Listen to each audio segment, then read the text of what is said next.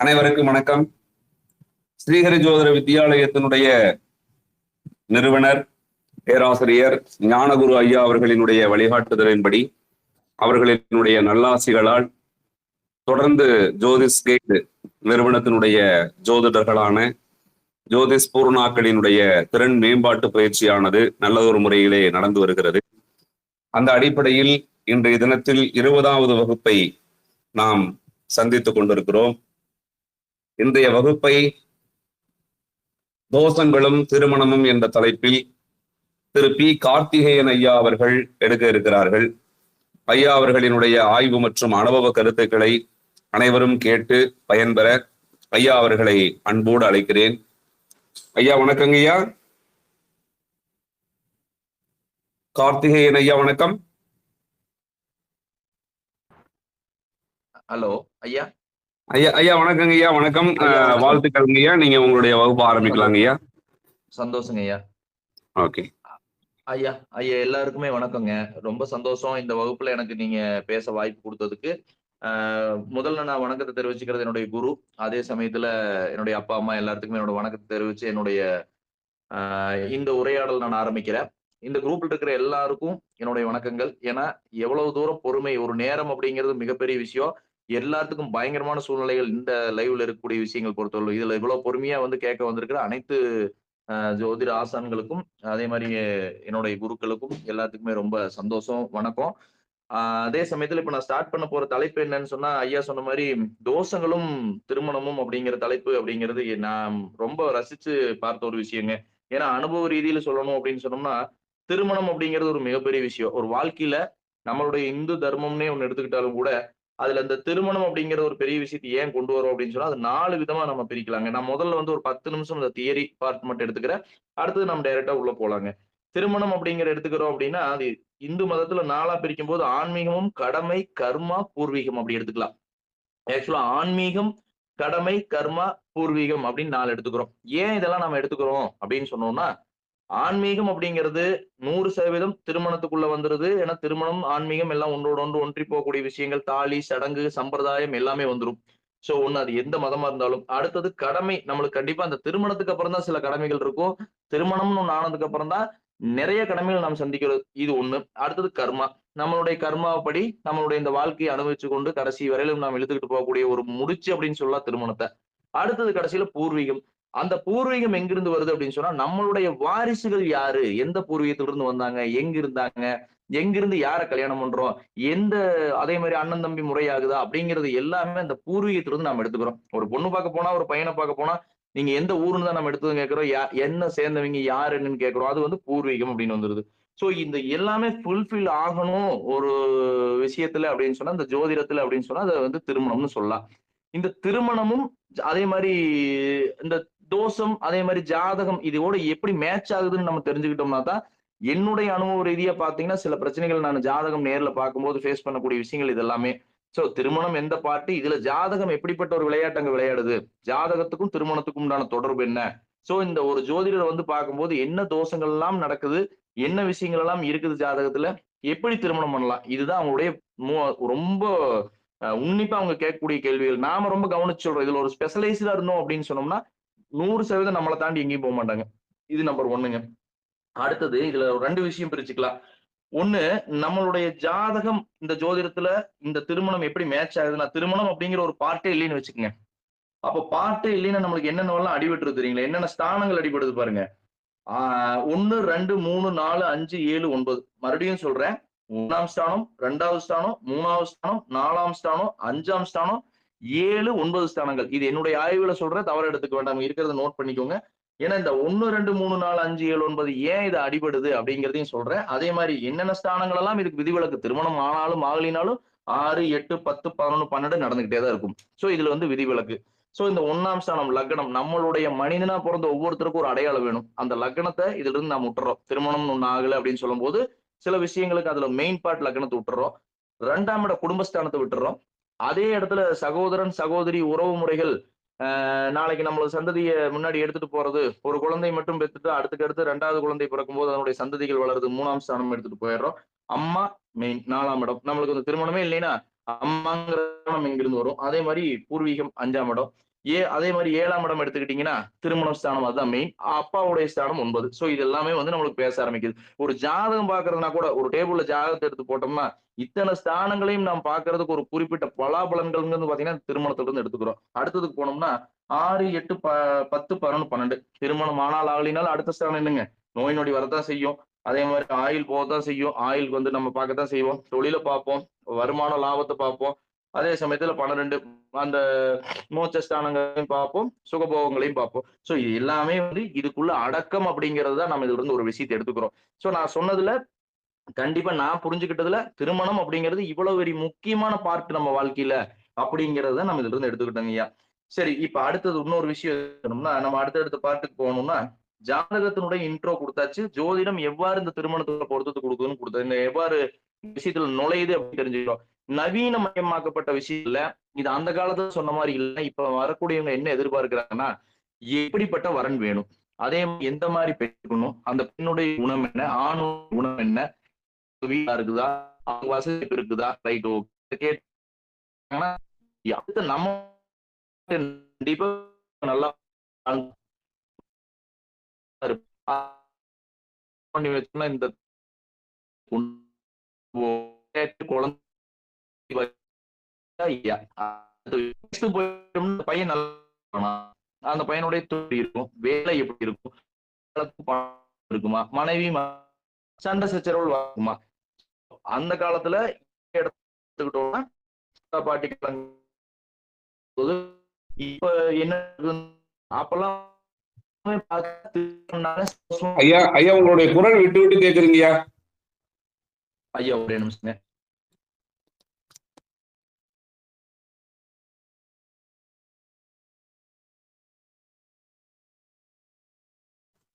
ஐயா கேக்குதுங்களா?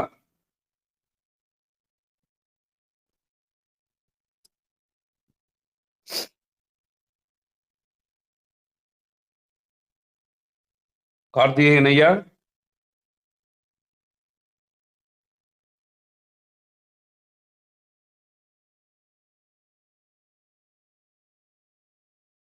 ஐயா நீங்க பேசலாங்கய்யா, பேசுங்கய்யா. கார்த்திகேயன் ஐயா வணக்கம், பேசுங்க.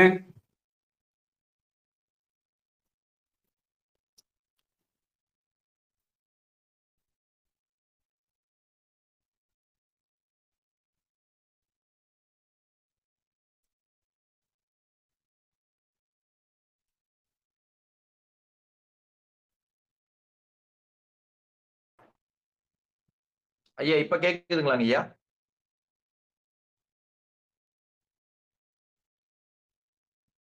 ஹலோ ஐயா, சார் இப்ப கேக்குதுங்களா sir? Hello, okay. Mahesh Karthikeyan ஐயா, ஐயா நீங்க பேசலாங்கய்யா, உங்களுடைய குரல் கொஞ்சம் கேட்கிற மாதிரி தான் வச்சிருக்கீங்க. ஐயா இப்ப கேக்குதுங்களா ஐயா? ஐயா நீங்க பேசுங்க, நல்லா கேக்குது, நல்லா கேக்குது, நல்லா கேக்குது. சந்தோஷம் சந்தோஷம். இப்போ ஐயா நல்லா நான் கேக்குதுங்களா, பேசுங்க. எல்லாரும் மன்னிச்சுக்கோங்க, ஏன்னா இடையூறுக்கு மன்னிச்சுக்கணும். இப்போ அடுத்தது வந்து பாத்தீங்கன்னா நாம சொன்ன மாதிரி இந்த திருமண விஷயங்கள் எல்லாமே உங்களுக்கு நான் சொல்லிட்டு வந்தேன். இதுல ஃபர்ஸ்ட் வந்து அந்த பாயிண்ட்டுக்கு போயிருவோம். ஏன்னா இந்த மாதிரி நிறைய விஷயங்கள் நம்ம பார்த்து தான் திருமணத்துக்கு போக வேண்டியது இருக்குது. ஏன்னா எனக்குமே இடையூறு ஆயிடுச்சு, நான் மன்னித்துக் கொள்ளும். ஏன்னா அதனால அந்த கண்டினியூட்டி விட்டு போச்சு. சோ திருமணத்தை என்ன டைப்பா பிரிக்கலாம், இப்போ தோஷங்கள் என்ன எல்லாமே பார்த்துருவோம். திருமணத்தை வந்து 3 டைப்பா நம்ம பிரிக்கலாங்களா?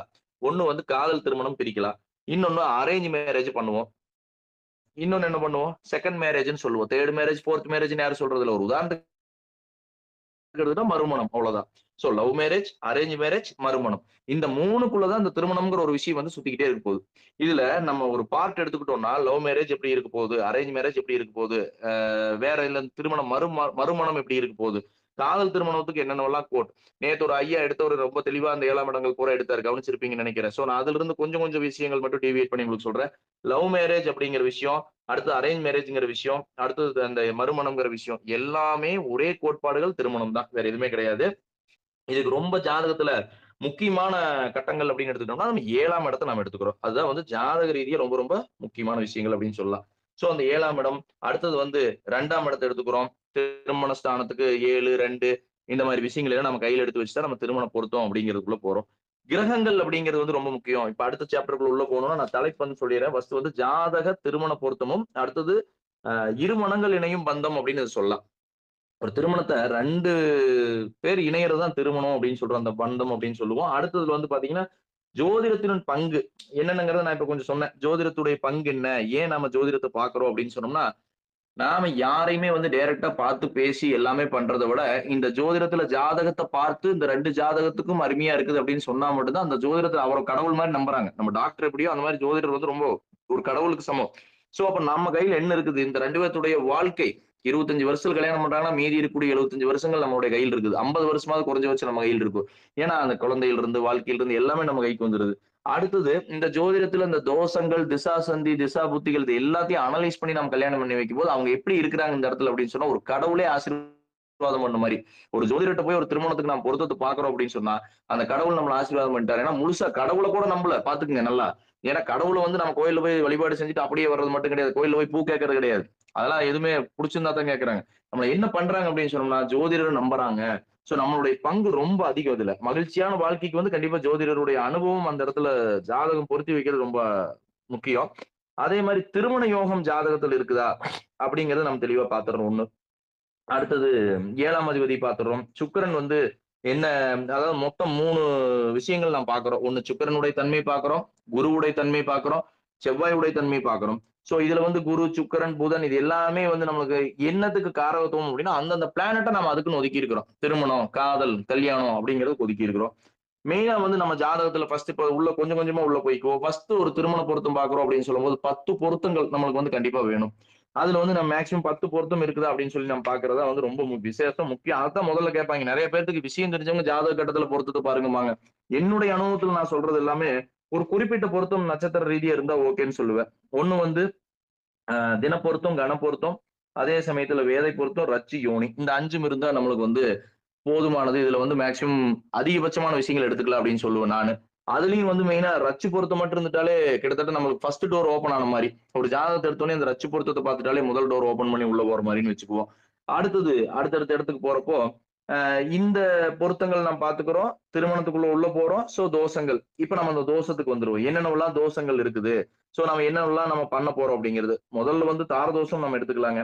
அவரு சொன்ன நேத்து பேசினவரு அதுலயே தான். சேம் நீங்க நோட் பண்ணியிருந்தா கூட இதுல நோட் பண்ணிக்கலாம். தார தோஷம் எடுத்துக்கிறோம், புணர்ப்பு தோஷம் எடுத்துக்கிறோம், சுக்கிரனுடைய தோஷங்களையும் எடுத்துக்கிறோம். அதே சமயத்துல ராகு தோஷம், செவ்வாய் தோஷம். சோ இது எல்லாமே நம்ம வந்து விசகன்னிகா தோஷம் இதெல்லாம் வந்து இருந்தா என்னென்னலாம் இம்பாக்ட் பண்ணுது அப்படின்னு சொல்லி பாத்திரலாம். நான் இதுக்கு நேத்து குடுத்த மாரியே தான். சிம்பிளா உங்களுக்கு ஒரு சின்ன சின்ன விஷயங்கள் மட்டும் நான் சொல்லிடுறேன் இதுல. தாரதோஷம் அப்படின்னு சொல்லி எடுத்துக்கிறோம் அப்படின்னு சொன்னா என்ன பிரச்சனை குடுக்குது? திருமண வாழ்க்கையில 2வது தாரத்த குடுக்கறதுக்கு பேரு தான் தாரதோஷம். அதுதான் அருமையா வந்து அந்த தாரதோஷம்ங்கிற வார்த்தையிலேயே வந்துருது. டீப்பா பாத்தீங்கன்னா என்னென்னவெல்லாம் அந்த ப்ராப்ளம் இருந்தா, இதுல மெயினா நம்ம கவனிக்க வேண்டியது சனி. ஃபர்ஸ்ட் என்னன்னா, லக்னத்துல சனி, செவ்வாய் சேர்க்கை இருக்குதா? லக்னத்துக்கு 2ஆம் இடத்துல சனி, செவ்வாய் சேர்க்கை இருக்குதா? லக்னத்துக்கு 7ஆம் இடத்துல சனி, செவ்வாய் சேர்க்கை இருக்குதா? First point. அடுத்தது, லக்னத்துக்கு சனி, சூரியன் நினைவு இருந்தாலும் சரி அதேதான். சரிங்களா? அதே மாரி லக்னத்துக்கு 2ல சனி, சூரியன் நினைவு வந்தாலும் அதேதான். லக்னத்துக்கு 7ல சனி, சூரியன் நினைவு வந்தாலும் அதேதான். நான் பார்த்த உதாரண ஜாதகங்கள்ல நான் உங்களுக்கு இது எல்லாமே சொல்றேன். அடுத்தது இது லக்னம் முடிஞ்சது. அடுத்தது லக்னத்துக்கு 2 முடிஞ்சது, 7 முடிஞ்சது. ஓகே. அடுத்தது சந்திரன். Main part. ஆக்சுவலா நான் வந்து என்னுடைய அனுபவத்துல முதல்ல வந்து சில விஷயங்கள் இந்த சந்திரன் எடுக்காம ஏன்னா நானும் நிறைய அந்த படிச்சு முடிச்சுட்டு முதல்ல பார்த்த காலகட்டங்கள்ல லக்னம் நல்லா இருக்குது, 2ஆம் இடம் நல்லா இருக்குது, 7ஆம் இடம் நல்லா இருக்குது. ஓகே. சந்திரனுக்கு 7 நல்லா இருக்குது. சூப்பர் அப்படின்னு முடிச்சுக்கிறதோட நான் முடிச்சிருக்கிறேன் சில நேரங்கள்ல. அது சில பிரச்சனைகளையும் குடுத்திருக்குது. ஏன்னா அனுபவம் அப்படிங்கிறது ஒண்ணு. சோ அப்ப அந்த சனி அப்படிங்கிற இடம் வந்து சந்திரனோட எங்கேயாவது இணையுதான்னு பாருங்க. மெயினா வந்து ரொம்ப ஃபர்ஸ்ட் டோர் அப்படிங்கிறது சனி, சந்திரன் நேரடியான நினைவுகள். சந்திரனுக்கு 7ல சனி, சந்திரனுக்கு 10ல இருந்துன்னா இப்ப கிட்டத்தட்ட 10, 11, 12 3ஆம் பார்வையா சனி சந்திரனோட இணையிறது, 10ஆம் பார்வையா இணையிறது இது எல்லாமே வந்து சனி சந்திரன் நினைவு புணர்ப்பு தோஷத்தை குடுத்துருதுங்க. இந்த புணர்ப்பு தோஷத்த அடுத்தது அப்படியே சந்திரன்ல இருந்து 7ஆம் இடத்துக்கு வாங்க. சந்திரன்ல இருந்து சனியில இருந்து 7ஆம் இடத்துக்கு சந்திரன் தொடர்பாகுதா? இது எல்லாமே பாத்துக்கிறோம். நெக்ஸ்ட் சனி சந்திரன் தொடர்பே இல்ல. ஆனாலும் ஜாதகத்துல புணர்ப்பு தோஷம் இருக்குது. நான் பார்த்தது சொல்றேன். அதே மாதிரி தாரதோஷம் அப்படிங்கிறது கணக்கு தெரியல. சோ நான் சொன்ன மாதிரி சனி செவ்வாய் இல்ல, சனி சூரியன் இல்ல, சந்திரனுக்கு 2லயும் சனி சூரியன் இல்ல, சனி செவ்வாய் இல்ல, சந்திரன்லயும் இல்ல, சந்திரனுக்கு 7லயும் இல்ல. என்ன பண்ணலாம்? இப்போ லக்னத்திலயும் இல்ல, எதுலயுமே தோஷம் இருக்கிறது. ராகு ஜாதகம் கிடையாது, சுத்த ஜாதகம் இருக்குது. இதெல்லாம் வந்து என்னுடைய ரொம்ப டிஃபிகல்ட்டி நான் ஃபேஸ் பண்ணது. அந்த 2 பேருக்கும் பாத்தீங்கன்னா, கல்யாணமாகி நான் பொருத்தம் பார்க்கல. கல்யாணமாகி திருப்பி என்கிட்ட வர்றாங்க. 2 பேருக்கு கடுமையான சண்டைகள், கடுமையான பிரச்சனைகள் இருக்குது. ஒரே வருஷம் அதுல பிரியறாங்க. பிரிஞ்சு அந்த ஜாதகத்த என்கிட்ட கொண்டு வராங்க. நாம எடுத்து ஆய்வு பண்ணும்போது ஃபர்ஸ்ட் ஒரு செகண்ட் எனக்கு ஒண்ணும் புரியல. ஒரு 10 நிமிஷம் தேடிட்டே இருக்கிறேங்க. அது நம்ம ஸ்ரீஹரி ஜாதகத்துல அந்த சாஃப்ட்வேர் நண்பன் சாஃப்ட்வேர்ல பார்க்கிறேன். என்னெல்லாம் நடக்குதுன்னு பார்க்கிறேன். எதுலயுமே ஒண்ணும் புரியல. சரி அடுத்தது. ஓகே. நான் அந்த இடத்துல சமாளிச்சு அனுப்பணும் இல்லையா? என்னன்னே ஒண்ணும் பார்க்க முடியல. என்ன காரணம் அப்படின்னு சமாளிச்சு அனுப்பணும் பார்க்கிறேன். சரி ஓகேங்க ஐயா நான் பார்த்துட்டு சொல்றேன். ஆக்சுவலா வந்து அவங்க பண்ணாத பரிகாரம் கிடையாது. எல்லாம் பண்ணி பார்த்துட்டாங்க அந்த ஒரு வருஷத்துக்குள்ள. திருவண்ணாமலை போயாச்சுங்க சார். தெற்க அங்க திருமணஞ்சேரி சார் போயாச்சுங்க சார். எல்லாமே சொல்லியாச்சு. சரி ஓகே. நீங்க இத வச்சுட்டு போங்க. நான் இத பார்த்து சொல்றேன் அப்படின்னு நம்ம நண்பர் அவரு. ஓகே நீங்க நல்லா டீப்பா பார்த்து சொல்லுங்க சார். நானும் எனது நண்பர்களும் எனது குரு எல்லாருமே ஆராய்ச்சி பண்ணி பார்த்த ஒரு விஷயம் எடுத்தோம் அப்படின்னா, அந்த ஒரு சேலஞ்சான ஒரு விஷயம். இதனால நோட் பண்ணி வச்சுங்க. சனி ஆகட்டும், சந்திரன் ஆகட்டும், 7ஆம் இடத்து அதிபதி ஆகட்டும், 2ஆம் அதிபதி இப்ப நான் சொன்னேன் இல்லையா? அது எல்லா அதிபதிகளும் யாராவது ஒருத்தர் சந்திரன், சனி சாரம் வாங்கி மிக்ஸ் ஆகியிருந்தால் அப்ப சனியுடைய சாரமும் சந்திரனுடைய சாரமும் மற்ற கிரகங்கள் ஏதாவது வாங்கி அதுல மிக்ஸ் ஆகி 7ஆம் இடத்துல இருக்குது. இல்ல அந்த 7ஆம் இடத்துக்கு அந்த சாரநாதன் மிக்ஸ் ஆன சாரநாதனுடைய பார்வைகள் வருது அப்படின்னாலும் புணர்ப்பு தோஷத்தை கொடுக்குது. அந்த இடத்துல எடுத்தாது அவங்க வந்து 2 இடத்துல மாட்டுது. இப்ப 7ஆம் இடத்துல அந்த இணைவு வருது.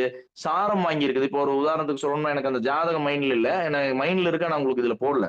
அதுல எப்படின்னு கேட்டீங்கன்னா, இப்ப வந்து 7ஆம் அதிபதி லக்னம் வந்து கன்னி லக்னம். 7ஆம் அதிபதி குரு அப்படின்னு சொன்னா, அந்த குரு வந்து சந்திரன் சாரம், அதாவது குரு வந்து சனி சாரம் வாங்கியிருந்தாலோ, அல்லது சந்திரன் சாரம் ஒரு உதாரணத்துக்கு சொல்றேன். சந்திரன் சாரம் வாங்கியிருந்தாலோ, அது என்ன ஆகுது அந்த இடத்துல அப்படின்னா, சந்திரனும் சனியும் இணைவாகிற மாரி ஆயிருது. சோ அப்ப ஆட்டோமேட்டிக்கா இந்த இடத்துல ஒரு பிரச்சனை குடுக்குறது என்ன அப்படின்னா, அந்த சனி சந்திரன் சேர்க்கை, புனர்ப்பு தோஷம் ரொம்ப பெரிய டேஞ்சர். தாரதோஷம் அப்படிங்கிறது கண்ணுல தெரிஞ்சிரும். பொண்ணு புருஷன் தெரியவே தெரியாது. திருமணம் ஆகி பக்கத்துல போய் நின்னு போயிரும். இல்ல திருமணத்துக்கு நான் வந்து பொருத்தத்த பார்த்து குடுத்தோம்னா ஆட்டோமேட்டிக்கா ரிஜெக்ட் ஆகி போயிருது. கல்யாணம் பண்ணி வச்சுட்டா கூட என்ன ஏதுன்னே தெரியாது. எத்தனையோ நம்மளும் ஜோதிடர் லைன்ல இருக்கும்போது நெறைய பெரிய பெரிய ஜாம்பவான்லாம் இருந்தாங்க. அவங்க கிட்ட எல்லாம் பார்த்து முடிச்சுட்டு 1 வருஷம் ஆகி டைவர்ஸ் ஆகி வருது. சோ நாமெல்லாம் அப்பதான் வந்து என்னுடைய வயசுக்கும், என்னுடைய அனுபவத்துக்கும் அது கம்மி அப்ப நான் பார்க்கும்போது. சோ அப்ப எனக்கு அது புரியல. அப்ப அதுல இருந்து ரிசர்ச் பண்ணி எடுத்தோம். சரி ஓகே இது இந்த சாரநாதனும் புணர்ப்பு தோஷத்துல இருந்து அந்த பிரச்சனையை குடுத்துரும் அப்படிங்கிறது ஒண்ணு. ரைட்டுங்களா? தார தோஷம் புரிஞ்சுக்கிட்டோம். புணர்ப்பு தோஷம் புரிஞ்சுக்கிட்டோம். பரிகாரம் இதெல்லாம் என்ன இருக்குதுன்னு பின்னாடி பார்த்துக்கலாம். ஆக்சுவலா பரிகாரம் கிடையாது. நான் கோயில் குலத்துக்கு நான் போக சொல்லுவேன். அது பின்னாடி பார்த்துக்குவோம். சுக்கிரனுடைய தோஷம். இதை எப்படி எடுத்துக்கிறது? அப்படின்னு எடுத்தீங்கன்னா, பொதுவா ஒரு ஜாதகத்துல சுக்கிரன் வந்து 12ல மறைஞ்சிடுறார். சுக்கிரன் நீசமாயிடுறார். சுக்கிரனோட சேர்ந்து சில அம்சங்கள் இருக்குது. சோ அதெல்லாம் வந்து நடந்தது அப்படின்னு சொன்னாலும், நம்மளுக்கு வந்து அந்த சுக்கிரன் வந்து கெட்டு போயிருது அப்படின்னு தான் நம்ம எடுத்துக்கணும் முறையா. அதாவது எப்படி அப்படின்னு கேட்டீங்கன்னா, பொதுவா ஜாதகத்துல சுக்கிரன் குரு சாரம் வாங்கியிருந்தால், குரு சுக்கிரன் சாரம் வாங்கியிருந்தால், கண்டிப்பா அத விரும்பி திருமணம் பண்ணக்கூடிய அமைப்பு இருக்கான்னு ஒரு டைம் செக் பண்ணிரணும். அதே மாரி புதனும், சுக்கிரனும் எந்த இடத்துல ஜாதகத்துல சேர்ந்திருந்தாலும் சரி, நீங்க அத அசால்ட்டாவே எடுத்துக்க வேண்டாம். 8ஆம் இடம் இதெல்லாம் விட்டுருங்க. அத தாண்டி 6, 8, 12 எல்லாம் விட்டுட்டு 12 மெயினா எடுத்துக்கணும். 6, 8 விட்டுருங்க. 12ஆம் இடங்கள் எல்லாம் புதனும், சுக்கிரனும் சேர்ந்திருந்தா ரொம்ப கவனமா பார்க்கணும். அதே மாரி குரு சுக்கிரன் சாரம் வாங்கியிருக்காரா? அதே சமயத்துல ம் அ ப சுக்கிரன் வந்து குரு சாரம் வாங்கியிருக்காரான்னு பார்த்துக்கங்க. இது எல்லாமே இருந்ததுன்னா, 100% ஒரு 90% லவ் மேரேஜ் அப்படின்னு கணிச்சிடலாம். ஒரு ஜாதகத்த வாங்கணும்னே கையில வாங்கணும்னேயுமே. சோ அப்ப 7ஆம் இடம் டச் ஆகுது. லக்னத்துக்கு 7ஆம் இடம் டச் ஆகுது. ஓகே. அந்த திசை நடத்துறாரு. சுக்கிரன் எப்படி இருக்காரு? தன்மை எப்படி இருக்காருன்னு பார்க்கணும். சோ அது வந்து சுக்கிரன் குரு சேர்க்கை, புதன் சுக்கிரன் சேர்க்கை இது எல்லாமே வந்து அதிலிருந்து எடுத்துறோம். சரி ஓகே. சுக்கிரன் நீசமாயிருந்தால், சுக்கிரன் வந்து நீசபங்கம் ஆகல. வெறும் நீசமா தான் இருக்காரு. சுக்கிரன் ராகு எதோட சேர்ந்து இருக்காரு. சுக்கிரன் 12ஆம் இடத்துல இருக்காரு அப்படின்னு சொல்லும்போது, அது பையனா இருந்தாலும் சரி, பொண்ணா இருந்தாலும் சரி, வயச பார்க்கணும். 12லயும் அந்த ராகு சேர்க்கை இருக்கும்போது, கண்டிப்பா நம்ம அந்த சுக்கிரன கணக்குல வச்சுக்கணும். ஏன்னா, ஃபர்ஸ்ட் கேட்கிற கேள்வி என்ன கேட்பாங்க? பையன் நல்ல கேரக்டரான்னு பாருங்க சார். பையனுக்கு வந்து வேற எதுவும் தொடர்பு பிரச்சனை எதுவும் இருக்காதே பாருங்க சார்ம்பாங்க. இந்த இடத்துல வந்து நாம ஒரு இடத்துல கவனமா ஃபர்ஸ்ட் பாயிண்ட் உள்ள எடுத்துட்டு போயிரணும். ஓகே சுக்கிரன் இப்படி இருக்காரு. நாம இனி அடுத்தது சில விஷயங்கள பார்க்கணும் அப்படிங்கிறத மைண்ட்ல வச்சுக்கிறோம். அடுத்தது நான் என்ன பண்ணுவேன்? அந்த சுக்கிரன் வச்சுக்கிட்டே பின்தொடர்ந்து போய்க்கிட்டே இருப்பேன். ஓகே இத மைண்ட்ல வச்சுக்குவோம் அப்படின்னா, அதான் முதல் கதவு, முதல் சாவி. நாம அந்த சுக்கிரன வந்து நோட் பண்ணி வச்சுக்கிறது அப்படின்னு சொல்றது. இதே வந்து புதன் சுக்கிரன் நினைவுல இருந்ததுன்னா, கண்டிப்பா ஓப்பனா கேட்டுறலாம். அந்த பையனுக்கு விருப்பம் இருக்குதான்னு கேட்டுக்கங்க. அப்படிங்கிற விஷயத்த நாம கண்டிப்பா கேட்டுருவோம். ஒண்ணுங்க. சரிங்களா? அடுத்தது சந்திரன். சந்திரன் ஒரு ஜாதகத்த எடுத்துக்கிறோம். அதே ஜாதகத்த புதன், சந்திரன் 2மே சேர்ந்து, அதாவது புதனும், சந்திரனும், சுக்கிரனும் இந்த 3மே வந்து ஒரு மோஸ்ட் டிஃபிகல்ட் காம்பினேஷன் வச்சுக்கலாம். சோ ஒரு புதன், சந்திரன் சேர்ந்து ஒரு பையனுக்கு இருக்குது. 7ஆம் இடத்திலேயே இருக்குது. அப்ப அந்த புதன், சந்திரனும் சேர்க்கை உங்களுக்கு தெரியாதது ஒண்ணும் இல்ல. ஆக்சுவலா புதன், சந்திரன் அப்படின்னு சொன்னோம்னா 2க்குமே ஒத்து வராது. சந்தேகம் அப்படிங்கிற ஒரு விஷயம் வந்து நமக்குள்ள வந்துரும். அந்த கதை எல்லாமே தெரியும்னு நினைக்கிறேன். குருவுடைய மனைவி தாரை, தாரை அதாவது ஒரு இது நான் சொல்லிறணும் அப்படின்னு சொன்னா, அந்த மனைவி தாரை வந்து குரு என்ன பண்றாரு ஒரு வெளியில ஒரு நெ ஒரு விஷயத்துக்கு போறப்போ, சந்திரனோட விட்டுட்டு போறார். பாத்துக்க சொல்லி. அப்ப அந்த தாரை, சந்திரன் 2 பேத்தினுடைய காம்பினேஷன் என்ன ஆயிடுது, அந்த இடத்துல புதன் கிடைச்சிடுறாரு. சோ அப்ப இது என்ன ஆகுது அப்படின்னா, புதனுக்கு நேர் பகை குரு ஆயிடுறாரு. அதுதான் வந்து இந்த 2க்குமே வந்து ஆப்போசிட். சிம்பிளா முடிக்கிறேன். அதனாலதான் 2க்கு ஆப்போசிட் ஆயிருது. அப்ப சந்திரனுக்கு புதன் மேல இன்ட்ரெஸ்ட் உண்டு. புதனுக்கு சந்திரன் மேல இன்ட்ரெஸ்ட் கிடையாது. சோ அப்ப இந்த வரலாறையும் நாம் கொஞ்சம் உள்ள எடுத்து வச்சுக்கணும். அப்ப அந்த புதன் சந்திரன் என்ன பண்ணணும் இனிமேல்? எப்ப பார்த்தாலும் அந்த புதன் சந்திரன் நாமளும் அதே சந்தேகத்தோடவே பார்க்கலாம். ஏன்னா அப்பதான் நம்மளுக்கு ஒரு புலப்படும். இந்த இடத்துல வந்து நம்ம சொல்லாம விட்டோம்னா கடைசியில நம்ம மேல தப்பாயிருது. சோ அப்ப அந்த புதன் சந்திரனை நாமளும் அப்படிதான் பார்த்தாகணும். அடுத்தது இது வந்து தோஷங்கள் அப்படிங்கிறது முடிஞ்சிருதுங்களா? நெக்ஸ்ட் நாம என்ன பண்றோம் அப்படின்னு சொன்னா, அது என்னென்னவெல்லாம் பொருத்தம், அந்த பொருத்தத்துல வரக்கூடிய டிஃபிகல்டீஸ் என்ன? இதெல்லாம் நாம இப்ப பார்த்துக்கிட்டே ஒரு 10 பொருத்தத்துல நம்ம என்னென்ன பொருத்தமெல்லாம் முக்கியமா இருக்கணும்னு பார்த்துட்டோம். அடுத்தது ஜாதகத்துல திருமண யோகம் இதெல்லாம் நம்ம பின்னாடியே பார்த்துருவோம். நெக்ஸ்ட் அழகா வந்து நம்மளது பாவசாமியை பொறுத்தோம்னே நம்மளுடைய சாஃப்ட்வேர் ஸ்ரீகிரி ஐயாவுடைய ஜாதக சாஃப்ட்வேர்ல இந்த செவ்வாய் தோஷம், சனி ராகு சேர்க்கை இது எல்லாமே வந்து நம்மளுடைய இந்த சாஃப்ட்வேர்ல குடுத்துருக்காங்க. நம்மளும் அதை எடுத்து பார்க்கும்போது, தனியா பார்க்கும்போதும் அந்த விஷயத்த பார்த்துக்கணும். அடுத்தது திசாபுத்தி பொருத்தம். இதுக்கும் வந்துரலாம். திசாபுத்தி பொருத்தம் நம்மளுக்கு கண்டிப்பா வேணும் அப்படின்னு சொல்லி. திருமணத்துக்கு அதே மாரி இல்லற வாழ்க்கை, மகிழ்ச்சி, குழந்தை பாக்கியம் இது எல்லாமே வந்து திருமணத்திற்கு அப்புறம் நடக்கக்கூடிய விஷயங்களும் நம்மளுக்கு எப்படி இருக்குன்னு பார்த்துக்கிறது இந்த திருமணம் முழுசா. சோ நான் சொன்ன மாரி திருமணம்னா என்ன? அந்த ஆன்மீகம் சார்ந்தத பார்த்துட்டோம். திருமணத்துக்கு அப்புறம் வரக்கூடிய லைஃப் லாங் வரக்கூடிய விஷயங்களை எல்லாம் நம்ம தெரிஞ்சுக்கிட்டோம். நெக்ஸ்ட் ஒரு 7ஆம் இடத்துல இருக்கக்கூடிய இந்த கிரகத்தினுடைய தன்மை நானு ஒரே வரியில சொல்றேன். இப்ப கிரகங்கள் வந்து ரொம்ப ரொம்ப முக்கியம் நம்மளுக்கு திருமணம் பொறுத்ததுக்கு. அதுல சூரியன் வந்து 7ஆம் இடத்துல இருந்தாருன்னா, ஸ்டார்டிங் அதுல இருந்து எடுத்துக்குவோம். 7ஆம் இடத்துல இருந்தார் அப்படின்னு சொன்னாலே, தாமத திருமணம் அப்படிங்கிறது வந்து எப்பவுமே ஒரு விஷயத்த நம்ம சொல்லிடலாம். இது வந்து சூரியன்னு போட்டு தாமத திருமணம் அவ்வளவுதான். சிம்பிளா வச்சுக்குவோம். அடுத்து சந்திரன் இருந்தாருன்னா எப்படி இருக்கும்? சந்திரன் வந்து பிரகாசமா இருக்குது இல்லையா? நில ஒளி, நிலவு, பிரகாசம், ஒரு அழகு அப்படி வச்சுக்கலாம். சோ அப்ப அந்த அழகான களத்திரம் அப்படி அமையும் அப்படிங்கிறது வந்து நாம் நிச்சயமா வச்சுக்கலாம். சரிங்களா? இது வந்து சிம்பிளா வச்சுக்குவோம். அடுத்தது செவ்வாய் 7 இருந்தா, அது வந்து நம்ம செவ்வாய் தோஷம் அப்படின்னு சொல்லிடுறோம். செவ்வாய் 7 இருந்தா செவ்வாய் தோஷம் தான். சரி அதுக்கு சில விதிவிலக்கு இருக்குது பின்னாடி பார்க்கலாம். அப்ப 7ல செவ்வாய் இருந்தா செவ்வாயுடைய குணம் என்னங்க? ஒண்ணும் இல்ல ஒரு முருகனுடைய சாராம்சம் எடுத்துக்கங்க. ஒரு மாம்பழத்துக்காக சண்டை கட்டிட்டு போயிட்டாரு அப்படின்னு ஒரு வரலாறு உண்டு.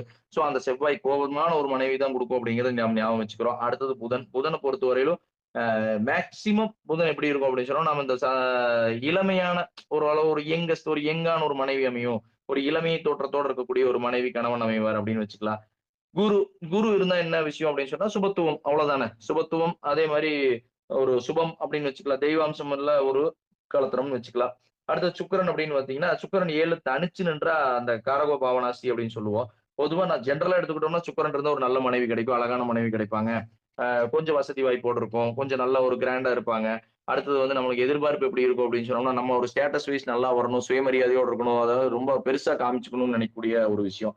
அதே சமயத்துல 7ல சனி. நான் சொன்னேன் பாத்தீங்களா, அந்த சூரியன் மாரியே தாமதத்தை ஏற்படுத்தும். சனி எப்பவுமே மந்தப்படுத்தும் இல்லையா?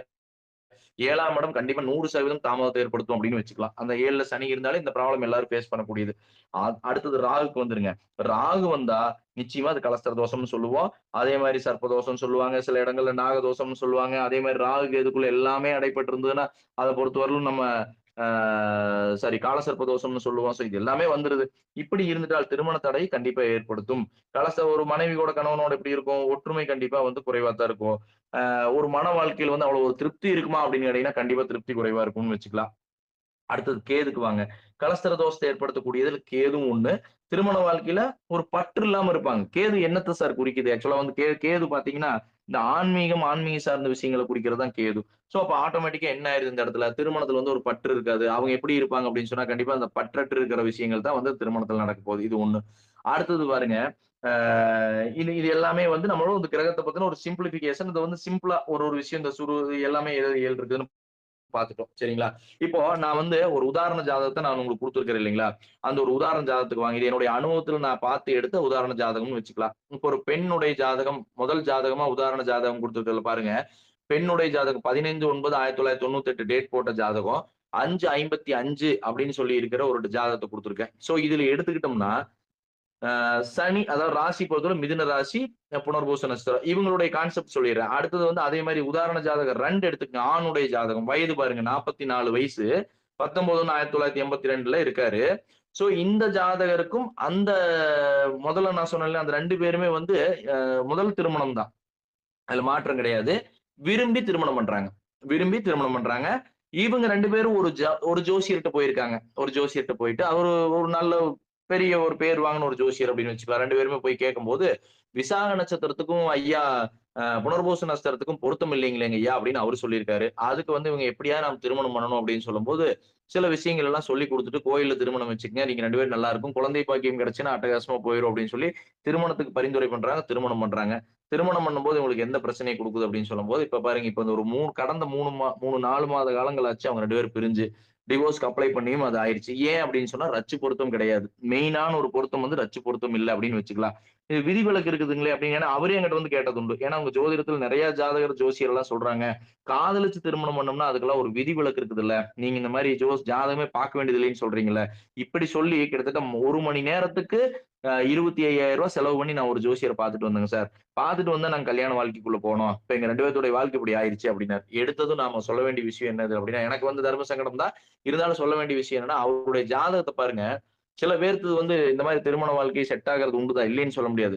இப்போ புணர்ப்பு தோஷம் அந்த பொண்ணுக்கு இருந்ததுனால என்ன ஆயிருக்குது அப்படின்னு சொன்னா, இத பொறுத்தவரையிலும் இவருக்கு வந்து திருமணம் அந்த பொண்ணுக்கு இவருடைய வயசு 44. அந்த ஜோதிடர் சொன்னது.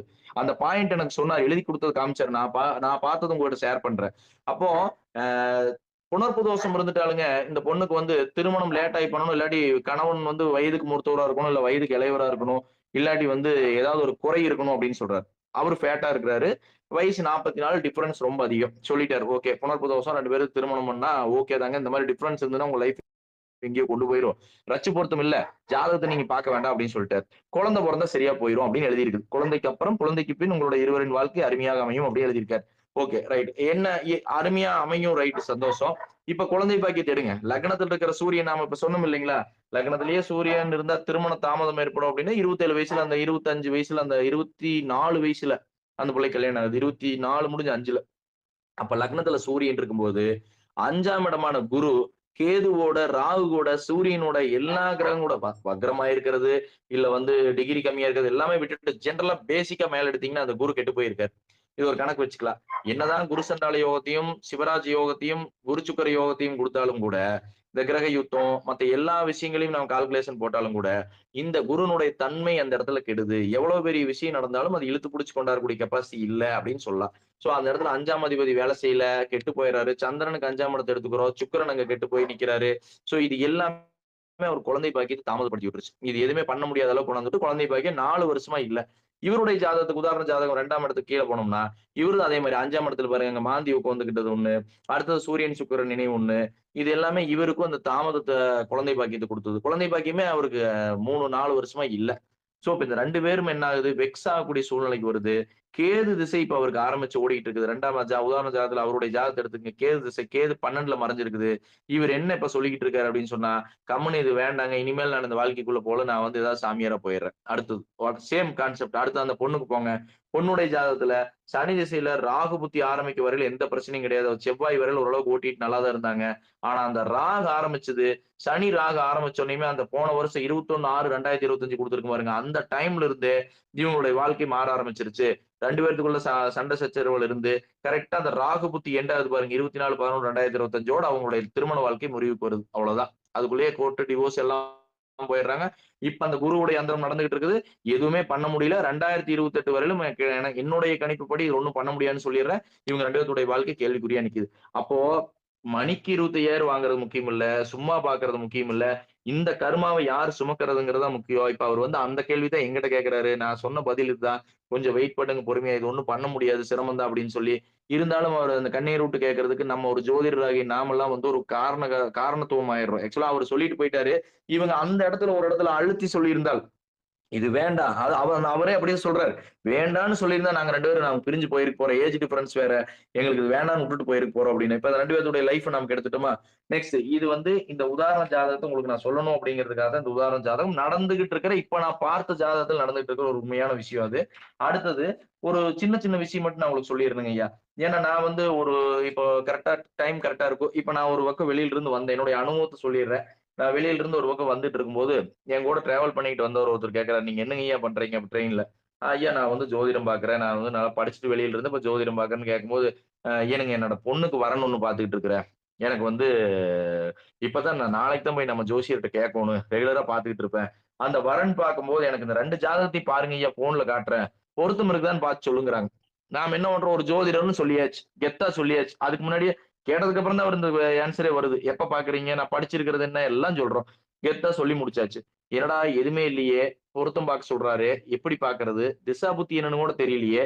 இதெல்லாம் எவ்வளவு பெரிய விஷயத்துக்கு கொண்டு வந்து கையில டக்குன்னு கொடுத்து பார்க்க சொல்றாரு அப்படிங்கும்போது சிம்பிளா ஒரு விஷயத்தை நம்ம ரிசர்ச் பண்ணி எடுத்து வச்ச விஷயம் நம்மளுக்கு அந்த குருநாதர் கத்து கொடுத்ததெல்லாம் எனக்கு அந்த இடத்துல உதவுதுன்னு நினைக்கும் போது ரொம்ப சந்தோஷப்பட்டேன். உண்மையாலுமே அவருக்கு நான் ஃபோன் பண்ணி சொன்னேன். இறங்கி 10:30க்கு ஃபோன் பண்ணி சொல்றேன். ஐயா நீங்க கொடுத்த விஷயம் எனக்கு எந்த இடத்துல உதவுச்சுன்னு தெரியல. இந்த இடத்துல உதவுது அப்படின்னு சொல்லி நான் சொன்னேன் அவர்கிட்ட. அது அழகா சொன்ன விஷயம் என்னன்னு கேட்டீங்கன்னா, அதை நோட் பண்ணி வச்சுக்கோங்க. நமக்கு எல்லாத்துக்குமே தெரியும். இருந்தாலும் உங்கள்ட்ட ஒரு டைம் ஷேர் பண்ணிக்கலாம் அப்படின்னு சொல்லி. கையில எடுத்ததுமே முதல்ல நான் பார்க்க வேண்டியது ரச்சு பொருத்தம் சொல்லியிருந்தேன் இல்லையாங்கய்யா? அந்த ரச்சு பொருத்தம் இல்லையா இருக்குதா இல்லையான்னு மட்டும் பார்த்துக்கிறது கூட சிம்பிளான ஒரு ஃபார்முலா. சனி பிளஸ் சுக்கிரன். இந்த 2 நட்சத்திரங்கள். சனியுடைய நட்சத்திரம் உத்திரட்டாதி நட்சத்திரம், பூச நட்சத்திரம், அனுச நட்சத்திரம். இந்த 3 நட்சத்திரத்துக்கும் அதே மாரி பரணி, பூரம், பூராடம் இந்த 3 நட்சத்திரத்தையும் மெர்ஜ் பண்ணும்போது ரச்சு பொருத்தம் வராது. சோ இது ஒண்ணு ஃபர்ஸ்ட் ஸ்டெப். நான் ஃபர்ஸ்ட் ஸ்டெப் மட்டும் சொல்லிடுறேன். அடுத்தடுத்து அப்புறம் போயிடுறேங்க. அடுத்தது மறுபடியும் சொல்லிடுறேன். சனியுடைய நட்சத்திரங்கள் கூட சுக்கிரனுடைய நட்சத்திரங்கள் சேரும்போது அந்த 2 பொருத்தத்தையும் சேர்த்து பார்க்கும்போது ரச்சு பொருத்தம் இல்ல. இது சிம்பிளா எடுத்துக்கிறது. இது இல்லைன்னே நான் சொல்லிட்டேன். ஐயா ரச்சு பொருத்தம் இல்லைங்க ஐயா இது வேண்டாம். முடிஞ்சதுங்களா? அடுத்தது புதனுடைய நட்சத்திரத்தோட கேது நட்சத்திரம் சேரும்போது ஆயில்யம், கேட்டை, ரேவதி இந்த நட்சத்திரங்களோட கேதுவுடைய நட்சத்திரங்கள் அஸ்வினி, மகம், மூலம் இந்த 3 நட்சத்திரம் சேரும்போது ரட்ச பொருத்தம் இல்ல. முடிஞ்சு போச்சு அங்க அவ்வளவுதான். அதையும் சிம்பிளா சொல்லிடுறேன். எடுத்து முடிச்சு இந்தாங்க ஐயா தூக்கி போட்டுறோம். நெக்ஸ்ட் சூரியன் குரு. சூரியன் குரு இயற்கையா பாத்தீங்கன்னா நட்பு வீடு, குருவுடைய வீடு, சூரியனுடைய வீடுன்னு சொல்றோம். பட் அதை ஞாபகம் வச்சுக்கலாம். இந்த கிருத்திகை, உத்தரம், உத்திராடம், புனர்பூசம், விசாகம், பூரட்டாதி இந்த நட்சத்திரங்களுக்கு வந்து ரட்ச பொருத்தம் வராது. இதை மனப்பாடம் வச்சுக்கிட்டா போதும். அடுத்து சந்திரன் ராகு. மெயின் திங் சந்திரன் புதன் தானே சார் 2க்குமே காம்பினேஷன் போது இதை எடுத்து பார்த்து ரிசர்ச் பண்ணும்போது சந்திரன் ராகு. சந்திரனை பொறுத்தவரையிலும் உங்களுக்கு அதை எடுத்துக்கங்க. ரோகிணி நஸ்திரம், அஸ்த நஸ்திரம், திருவோண நஸ்திரம். ராகு எடுத்தீங்கன்னா திருவாதிரை, சுவாதி, திருவாதிரை, சுவாதி, சதயம் இது எல்லாமே வந்து இந்த ராகுடைய நஸ்திரங்களுக்கும் ரச்சு பொருத்தம் வரல. அடுத்தது செவ்வாய் ஒண்ணு இருக்குது இல்ல அது வந்து பேலன்ஸ் எல்லாமே செவ்வாய்க்கு செவ்வாய் மட்டும் பொறுத்து வராது அவ்வளவுதான். அந்த செவ்வாயுடைய நட்சத்திரங்கள் மிருக சீரிசம், சித்திரை, அவிட்டம் இதுக்கு மட்டும் நம்மளுக்கு அதனுடைய ஏக நட்சத்திரங்கள் பொருந்தாதுன்னு சொல்லிடலாம். சோ 5 விஷயம் மட்டும் எனக்கு அந்த டிராவல் பண்ணும்போது ரொம்ப ரொம்ப உபயோகமா இருந்தது. நாம நாளைக்கு இந்த ஜோதிஷ் கைட்ல ஒரு கஸ்டமர் என்ன ஆஸ்ட்ரோடாக்ல இருக்கும்போது அந்த கஸ்டமர் வந்து கேட்கறாங்க அப்படின்னு சொல்லும்போது நான் பார்க்கக்கூடிய விஷயம் பொருத்தத்தை டக்குன்னு அந்த ஆப்குள்ள போய் உட்காந்து நம்ம நோண்டவே வேண்டியது இல்ல. ரச்சு பொருத்தம் இல்ல அப்படின்னு சொல்லும்போது இந்த 5 பாயிண்ட் வெறும் ஒரு 20 செகண்ட் தான் ஆகும். டக்கு டக்குன்னு தூக்கி போட்டு ரச்சு பொருத்தம் வரலைன்னு சொல்லி போயிடலாம். சோ இது வந்து ஒரு ரொம்ப ரொம்ப எனக்கு உபயோகமா இருந்தது. திருமண பொருத்தம் பார்க்கும்போது ரொம்ப உபயோகமா இருந்தது. அடுத்தது அதுல எப்படி சிம்பிளிஃபை பண்ணலாம் அப்படின்னு சொல்லும்போது நான் சொன்ன விஷயத்துக்கு போயிடலாங்க. யாராவது ஒருத்தருக்கு அந்த சனி அந்த தாரதோஷம் நேத்து நடத்தினார் இல்லையா அதே கான்செப்ட் நான் இப்ப உங்களுக்கு ஐயா சொன்ன மாதிரி சொல்றோம்னா அந்த தாரதோஷம் புணர்ப்பு தோஷம் இந்த 2ஐயும் பாக்குறோம். இந்த 2ம் இருந்து அந்த பெண்ணுடைய வயது ஒரு 27க்கு உள்ள இருந்து பையனுடைய வயதும் ஒரு 27க்கு உள்ள இருந்ததுன்னா ஐயா இது ரச்சு பொருத்தம் வந்தாலும் கூட நடக்கிற திசை பார்த்துக்கணுங்க. ஒரு அப்ராக்சிமேட்டா நம்ம கால்குலேஷன் போட்டோம்னா தெரிஞ்சுக்கலாம் இல்லையா? சனி திசையோ ராகு திசையோ இப்ப செவ்வாயோ சந்திரனோ இப்படி ஆரம்பிச்சு நடந்துகிட்டு இருந்து அது 7ஆம் இடம் டச் ஆச்சுன்னா 100% நம்ம இது வேண்டாங்க யோசிச்சு பண்ணலான்றணும். ஒருவேளை அந்த தாரதோஷம் இருக்கிற பையனுடைய இது வாழ்க்கையில 31 வயசு ஆயிடுச்சு அந்த பையனுக்கு. இனிமேல் வந்து செவ்வாயோ, சனியோ சம்மந்தப்படல. சரி சனி தசை நடந்தாலும் அது வந்து பாதிப்பு குடுக்காது. ஏன்னா பார்க்கிற அந்த பொருத்தம் பார்த்த புள்ளைக்கு வந்து அந்த தாரதோஷம் எல்லாம் எதுவுமே இல்லைங்கும்போது சேர்த்தி வைக்கலாம். ரட்சு பொருத்தம் இருந்து மத்த பொருத்தங்கள் இருக்கும்போது நம்ம சேர்த்தலாம். அதுக்கு உண்டான நான் பரிகாரங்கள் லாஸ்ட்டா நம்ம சொல்றேன். பரிகாரம் இல்ல. அது நமக்கு என்னென்ன நான் சொல்றேங்கிறத சொல்லி அது சக்சஸ் எடுத்தத நான் சொல்றேன் உங்களுக்கு. சோ இத வந்து நம்ம அந்த இடத்துல போற வழியில எவனாவது ஒருத்தர் காமிச்சு நம்மகிட்ட ஜோதிடர் தான் நீங்க இந்தாங்க இத பார்த்து சொல்லுங்க அப்படின்னு சொல்லும்போது நம்ம இத டக்குன்னு சொல்றதுக்கு ரொம்ப ரொம்ப உபயோகமா இருந்தது. மெயின் வந்து அந்த ரட்சு பொருத்தத்தையும் இந்த தாரதோஷத்தையும் இதையும் மெர்ஜ் பண்ணி திசா புத்தியும் பார்த்து சிம்பிளா டக்குன்னு அந்த ஒரு நிமிஷத்துல நம்ம அந்த ரிசல்ட்ட நம்ம குடுத்துடுறோம். ஆனா வந்து அது எமர்ஜென்சிக்கு யூஸ் பண்றோம். சரிங்களா? மத்ததெல்லாம் நம்ம அந்த நம்ம மரியாதைக்குரிய ஐயா அவர்கள் ஏற்படுத்தி கொடுத்த அந்த ஜோதிஷ் கைடு வந்து மிகப்பெரிய விஷயம் அது. அதுல எடுத்து பார்த்தோம்னா நம்மளுடைய ஜோதிட நண்பன் அது ரொம்ப நல்லா இருக்குது. ஆக்சுவலா இவ்வளவு கணிக்க வேண்டியதே இல்ல. அந்த சாஃப்ட்வேர் அட்டகாசமா இருக்குது. அதை வாங்கி பயன்படுத்தி பாருங்க எல்லாருமே. நான் வந்து கிட்டத்தட்ட ஆரம்பிச்ச ஜோதிட ஆபீஸ் போட்டதுல இருந்து இப்ப வரையில அதான் நான் பயன்படுத்திக்கிட்டு இருக்கிறேன். மிச்ச எந்த சாஃப்ட்வேர்ல இல்லாத ஒரு தெளிவு நம்மளுடைய சாஃப்ட்வேர்ல இருந்தது. சரி அது விட்டுறலாங்க. அடுத்தது இதே மாரி ஃபார்முலா அடுத்த உதாரண ஜாதகத்துக்கு நான் போய் சொல்றதுக்கு முன்னாடி நான் உங்களுக்கு இந்த ஃபார்முலா ஒண்ணு சொல்லிடுறேன். மெயினா வந்து லவ் அப்படிங்கிற விஷயம் நான் உங்களுக்கு ஆல்ரெடி சொல்லிட்டேன். இது ஒரு டிப்ஸ்ன்னு வச்சுக்கங்களேன். நான் உங்களுக்கு இப்ப சொல்லிட்டு இருக்க ஒரு டிப்ஸ்.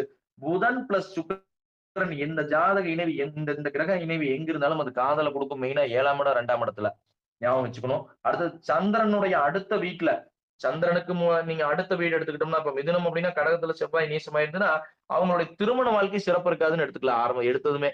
அது எப்படி இருந்தாலும் சரி 2ஆம் வீட்டுல இருந்தாலே உங்களுக்கு அந்த திருமண வாழ்க்கை அவ்வளவு சிறப்பு தராது அப்படின்னு எடுத்துக்கலாம். அதே சமயத்துல நம்மளுடைய ஆய்வுல இது வந்து என்னுடைய ஆய்வுல ஜெனரலா எங்க ஜோதிடர்கள் சொல்லி கொடுத்ததுலயுமே மிதுனம் பிளஸ் கன்னி இந்த 2 வீட்லயும் செவ்வாய் சுக்கிரன் இந்த 2ம் அமைஞ்சிருச்சுன்னா 100% சண்டை தான். விட்டு கொடுத்தா போகணும். கண்டிப்பா அந்த சண்டை சச்சரவுகள் வர செஞ்சிரும். சுக்கிரனோட செவ்வாய் காம்பினேஷன் எங்க ஆனாலும் அப்படிதான். பட் அதுவே வந்து இந்த மிதுனம் கன்னியா இருந்ததுன்னா ரொம்ப அதிகம்.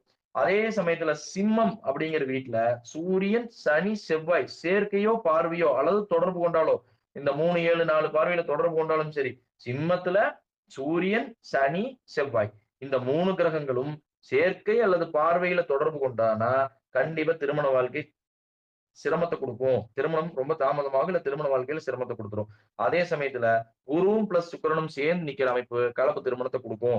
அதே சமயத்துல இந்த தாரதோஷம் வந்துட்டாலே உங்களுக்கு அதனுடைய டீட்டெயில் சொல்லும்போது உங்களுக்கு அது புரிஞ்சிரும். என்னென்னவெல்லாம் விதிவிலக்கு அப்படின்னு சொல்லும்போது நம்ம புரிஞ்சுக்கலாம். சோ அப்ப ஃபேமிலியில பிரச்சனை, இல்லாட்டி கடைசி குரு சுக்கிரன்றத நீங்க கேட்கலாம். உங்க குடும்பத்துல யாராவது காதல் திருமணம் பண்ணியிருக்காங்களான்னு கேட்டீங்கன்னா, ஆமாங்க. ஏன் எங்க அப்பா பண்ணாரு, இல்ல எங்க அண்ணன் பண்ணியிருக்காப்படி அப்படிங்கிற விஷயம் வந்து உங்களுக்கு வெளியில வரும். இது ஒரு ஹிண்ட். அடுத்தது சூரியனோட சேர்ந்து சுக்கிரன் எப்பவும் பயணிக்கும்போது 40 டிகிரி ஒரு டிஃபரன்ஸ் வந்துருச்சு அப்படின்னு சொன்னாலே திருமண தடை கண்டிப்பா உண்டு. சோ அப்ப அது என்ன ஆகும் அந்த இடத்துல அப்படின்னு சொன்னா இதுக்கு வழிபாடு முறைகள் அப்படின்னு எடுத்துக்கிட்டோம்னா நம்ம அந்த திருவண்ணாமலை போக சொல்றது, திருமணஞ்சேரி போக சொல்றது எது வச்சுக்கிட்டாலுமே இது சில குறைவு இருக்கிற ஒரு மாதிரி பொண்ணை கல்யாணம் பண்ணிக்கிறது இல்ல ஒரு பையனை கல்யாணம் பண்ணிக்கிறது தான் இதனுடைய சிறப்பு. 7ஆம் இடத்துல சுக்கிரன், ராகு, கேது இது எல்லாம் சேர்ந்து இருந்தாலும் இது வந்து அந்த திருமண வாழ்க்கை சிறப்பு இருக்காது அப்படின்னு வச்சுக்கலாம். புதனும், சந்திரனும், சுக்கிரனும் இதுவும் நான் உங்களுக்கு சொல்லியிருந்ததுதான். சோ இதெல்லாம் வந்து நம்மளுக்குடைய அந்த திருமண சாராம்சத்துல இருக்கக்கூடிய பிரச்சனைகளை குடுத்துரும். அடுத்தது இன்னொரு ஹிண்ட் இதெல்லாம் ஒண்ணும் ஓகேங்கய்யா. ஏதாவது வந்து திருமணம் பண்ணக்கூடிய பொருத்தத்த நம்ம இப்ப பார்த்துட்டோம். பொருத்தத்துக்குள்ள எப்படி போறது? சிம்பிளிஃபை பண்ணி டக்குன்னு சொல்றது எப்படி? இந்த தோஷங்கள் என்னென்ன தோஷங்கள் நாம எடுத்து பார்த்தோம். இந்த தார தோஷம் இதெல்லாம் நம்ம எப்படி பார்த்தோம் அப்படிங்கிறது. அடுத்தது ஒரு ஜாதகத்த குடுத்துட்டு ஒரு உதாரண ஜாதகத்துக்கு என்கிட்ட வராரு. ஒரு கல்யாணத்துக்கு போயிட்டு சாரி கல்யாணம் பண்ணணும் அப்படின்னு சொல்லி ஒரு ஜாதகத்த கொண்டு வராரு. புள்ள ஜாதகத்த கொண்டாந்து என் கையில குடுக்குறாரு. ஐயா கல்யாணத்துக்கு பார்க்கலாங்க ஐயா. இதை பார்க்கணும் குருபலன் இருக்குது. கொஞ்சம் நாங்களும் பார்த்துக்கிட்டே இருக்கிறோம். அமையவே இல்ல அப்படின்னு சொல்லி ஒரு 27 வயசு புள்ள இது கொண்டாந்து என் கையில குடுக்குறாரு. அது வந்து பார்த்தீங்கன்னா, புனர்ப்பு தோஷமா தான் இருக்குது. இருந்தாலும் நாம என்ன பண்ணுவோம், ஒரு ஜோதிடரா நம்மளுடைய வேலை என்ன? எடுத்து பார்த்ததும், இது வந்து சரி அவங்க அப்பாவே கொண்டாந்து குடுக்குறாரு, கையில குடுத்துருக்காரு. இன்னும் திருமணம் ஆகலையான்னு. நானும் அப்படித்தானே. யாராவது ஜோதிடராவது கடவுள் இல்லையே! சராசரி மனிதன் தானே. இப்ப நான் கையில வாங்கணும்னே என்ன பண்றேன் அப்படின்னு சொன்னா, பார்க்கிறேன். இந்த மாரி ஓ! நல்லா இருக்குது. பண்ணிடலாங்க. இந்த புனர்ப்பு தோஷம் 27 வயசுக்கு மேல பண்ணலாங்கும்போது, ஐயா என்ன 27 வயசுக்கு மேல பண்ணலாங்கிறீங்க? என் புள்ளைக்கு கல்யாணம் ஆயிடுச்சுங்களே! அப்படிங்கிறாரு. சோ இந்த இடம் ஒரு தடுமாறுற இடத்த சொல்றதுல எந்த தப்பும் கிடையாது. இப்ப இந்த இடத்துல நான் தடுமாறுறேன் அப்படின்னு சொல்லும்போது, நான் என்னோட குருநாதர்ட்ட கேட்கிறேன். என்னங்க இந்த மாரி ஒரு சிச்சுவேஷன்ல இப்ப நான் நெறைய கத்துக்கணும் இல்லையா? நமக்கு கிட்டத்தட்ட 2014ல இருந்து நான் பார்க்கிறேன்னா, அந்த 16 பீரியடுகள்லயே தான் சொல்றேன். என்னடா இந்த மாரி ஒரு விஷயம் தர்ம சங்கடமா போச்சு. இது எப்படி பார்க்கிறது? இவங்க எல்லாம் பொய் சொல்லிட்டு வந்து நம்மள சோதனை பண்ணணும்னு வரானுங்களே! ஒரு நான் எத வச்சு நம்புனேன்? ஒரு எதார்த்தமா வந்து ஒரு தந்தை வந்து 27 வயசு பிள்ளைக்கு கல்யாணம் ஆகலையும் பாருங்க நாங்க போகாத இடம் இல்லைங்க. உங்களோட பார்க்கணும்னு தான் வந்தோம்னு சொல்லி குடுக்கும்போது, நான் அத நம்புறதா? இல்ல சந்தேகப்படுறதா? அப்படிங்கிற ஒரு கேள்வி வரும்போது, சிம்பிளா ஒரு ஸ்டெப் எடுத்து ரிசர்ச் பண்ணி பார்த்தேன். அதாவது அவரு வந்து கேட்கிற கேள்வி சமயங்கள்ல, லக்னாதிபதி அதாவது 1க்கும் 7க்கும் தொடர்பு இருக்கான்னு பாருங்க. 1க்கும் 7க்கும் தொடர்பு இருந்ததுன்னா, கண்டிப்பா அந்த குழந்தை அந்த அந்த புள்ளைக்கோ, பையனுக்கோ திருமணம் ஆயிருக்குங்கிற ஒரு விழிப்புணர்வோட இருந்துக்கணும். அந்த இடத்துல கண்டிப்பா இப்போ ஒரு உதாரணத்துக்கு நான் சொல்றேன். கன்னி லக்னம் இருக்குது. இப்போ என்னுடைய லக்னம் கன்னி லக்னம்னு வச்சுக்கங்க. கன்னி லக்னத்துல இப்ப நான் உங்களோட திருமணம் ஆகுதா? அப்படின்னு நான் உங்கள கேட்கிறேன். ஏன்னா நான் வந்து உங்களோட ஒரு ஒரு எல்லா ஜோதிடர்கிட்டயும் நான் வந்து உட்கார்றேன். உட்கார்ந்த உடனே என் இத குடுக்குறேன். பாருங்க ஐயா எனக்கு திருமணம் ஆயிருக்குமா? ஆயிருக்காதான்னு சொல்லுங்க அப்படிங்கிறேன். அப்ப லக்னம் எங்க இருக்கு? லக்னாதிபதி புதன் இன்னைக்கு இருக்கக்கூடிய காலகட்டங்கள் லக்னாதிபதி புதன் வந்து ஐ திங்க் சோ கும்பம். சோ அப்ப குரு வந்து மிதுனத்துல இருக்காரு. அப்ப எனக்கு 7ஆம் அதிபதி யாரு? குரு. லக்னாதிபதி யாரு? புதன்.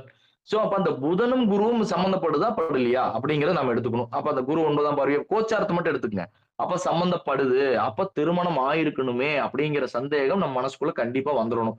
இது நான் வந்து 100 ஜாதகத்துல ஒரு 80 ஜாதகம் கரெக்ட்டா வந்ததுனால தான் இத நான் உங்களுக்கு போல்டா சொல்றேன். இத வந்து செக் பண்ணி பாருங்க யார் வேணாலும். அப்போ அந்த சந்தேகத்தின் அடிப்படையில் நாம அத வந்து என்ன பண்றோம்? முதல் பாயிண்ட்ல இங்க வச்சுக்கிறோம். நம்ம அடுத்தது சொல்லக்கூடிய பதிலே ஆமாம். திருமணத்துக்கு உண்டான வாய்ப்பு நடந்திருக்கணும் இல்லைங்க. அப்ப நாம திசா புத்தி தேட ஆரம்பிச்சிடலாம். ஓகே. அப்ப இவருக்கு வயசு 30 இப்ப எனக்கு 36 ஆயிருச்சா? 36 வயசு, 35 வயசு இதுக்கு முன்னாடி போவோம். 27 வயசுல இருந்து எடுப்போம். அப்ப அந்த என்ன திசை டச் ஆகுது? 7ஆம் இடம் டச் ஆகுற இடம் அது குரு. குருனுடைய சாராம்சம் எல்லாம் என்ன திசை நடத்துச்சு? அப்ப குரு புத்தி எப்ப வந்தது? குருவுடைய அந்தரம் எப்ப வந்தது? அந்த குரு வாங்கியிருக்கிற சாரநாதன் யாரு? அவருடைய இது எல்லாத்தையும் கால்குலேட் பண்ணி இந்த பர்ட்டிகுலர் டைம சொல்லி, ஐயா உங்களுக்கு இந்த பீரியட்ல இருந்து இந்த பீரியடுக்குள்ள திருமணம் நடந்திருக்கணுமே அப்படின்னு நான் சொல்லும்போது 100க்கு 100ங்கய்யா. 100க்கு 100% திருமணம் ஆகலினாலும், ஆமாங்க ஒரு வரன் வந்தது நாங்க தேவையில்லாம விட்டோம்ங்க. இந்த ஒரு வரன் வந்தது. நான் அதை விட்டுட்டோம். ஏன்னா அது பையன் வந்து பிடிக்கலின்ட்டு, புள்ள வந்து கொஞ்சம் சரியில்லைன்னு சொல்லிருச்சு. அந்த இடத்துல அத கட்டியிருந்தாங்க உண்மையால அந்த அப்பா கல்யாணம் பண்ணியிருந்தா இன்னைக்கு 4 வருஷம் ஆயிருக்குங்க அப்படின்னு சொன்ன பதில் நான் கேட்டது உண்டு. இது நம்மளுக்கு ரொம்ப, ரொம்ப, ரொம்ப முக்கியம். ஏன்னா இந்த இடத்துல தான் நம்ம ஜெயிக்கிறோங்க சார். உண்மையாலுமே. இந்த இடம் இருந்தா தான் ஜோதிடர் ஆமா அவர்ட்ட போனேன். டான்னு அந்த அன்னைக்கு வரன் வந்ததுல்ல. அந்த இடத்த எடுத்து சொல்லிட்டாரு. அந்த டைம்ல நடந்திருக்கணும்னு கேட்டாரு. நான் அன்னைக்கே சொன்னேன்ல நான் பண்ணிடலாம்னு சொல்லி. நீங்க தான் வேண்டான்னீங்க.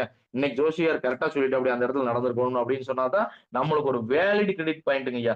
அந்த இடம். அதை நாம ஞாபகம் வச்சுக்கணும். அடுத்தது, இப்போ ஒரு அடுத்த கொஸ்டினுக்கு வருவோம். திருமணத்துல என்ன திசை தேர்ந்தெடுத்தோம்னா நம்மளுக்கு வந்து அந்த திருமணம் அப்படிங்கிறது சொல்லுங்க, திசை சொல்லுங்க அப்படிம்பாங்க.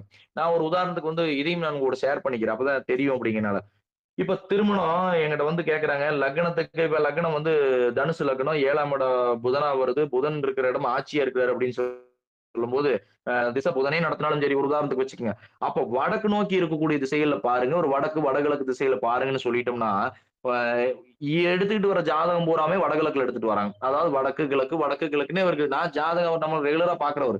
என்னங்க மேற்கு நோக்கி எடுத்துக்கிட்டு வாங்கன்னு சொன்னா பூரா கோயம்புத்தூர், கோயம்புத்தூர்ல இருந்து மட்டுமே எடுக்குறீங்க. ஏங்க வேற ஏரியாவிலயும் எடுக்கலையா? வர்ற ஜாதகம் 20 ஜாதகம் கொண்டு வந்தாங்க 20ம் கோயம்புத்தூராவே இருக்குதுன்னு கேட்டா, "ஏனுங்க நீங்க மேக்கவா தானே எடுத்துட்டு வர சொன்னீங்க" அப்படிங்கிறாரு. சரி ஒண்ணும் வேண்டாங்க. அந்த 20 ஜாதத்துல ஒரு ஜாதகத்த ஃபோன் பண்ணி சொந்த ஊர் எதுன்னு கேளுங்க அப்படிங்கிறாரு. ஃபோன் பண்றாரு. என் முன்னாடியே பண்றாரு. நம்ம ரொம்ப க்ளோஸ் நண்பர் அதனால. என் முன்னாடியே பண்ணி, "ஏனுங்க இந்த மாரி ஜாதக பொருத்தம் பார்க்க வந்தவங்க நம்ம ஊர் எதுங்க?" அப்படின்னு கேட்கிறாரு. "என்னுடைய ஊருங்க நாமக்கல்லுங்க" அப்படிங்கிறாரு. சொந்த ஊர். நாமக்கல் இருக்கிறேனுங்க. நான் செட்டில் ஆனது பூராமே ஒரு 10 வருஷமா கோயம்புத்தூர்லங்க அப்படிங்கிறாரு. இது எப்படிங்க ஜாதகம் நம்ம திசை சொல்றது?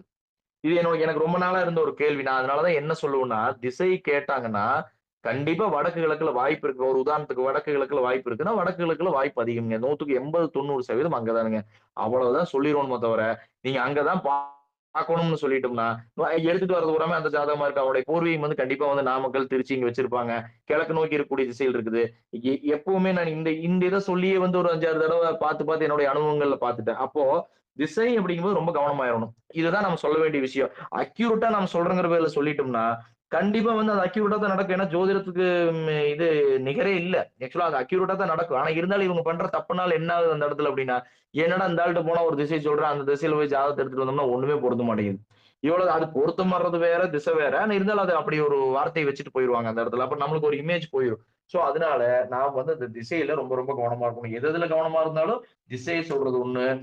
பக்கத்துல இப்ப அந்த 7க்கு 5ஆம் இடத்த எடுத்து இருப்பிடத்துல வந்து ஒரு 5ல சனி இருந்துன்னா உங்க இருப்பிடத்த சுத்தி சுத்தம் இல்லாம இருக்கும். ஒரு இந்த பூச்சி கூடா இருக்கும், ஒற்றையா இருக்கு, இல்ல கசகசன்னு வச்சிருப்பாங்க அப்படிங்கிறதெல்லாம் சொல்லிட்டோம் அப்படின்னோம்னா, அதை வச்சுக்கிட்டே தேட ஆரம்பிச்சுடுறாங்க. இதுதான் பிராக்டிகலா பார்க்கக்கூடிய உண்மை.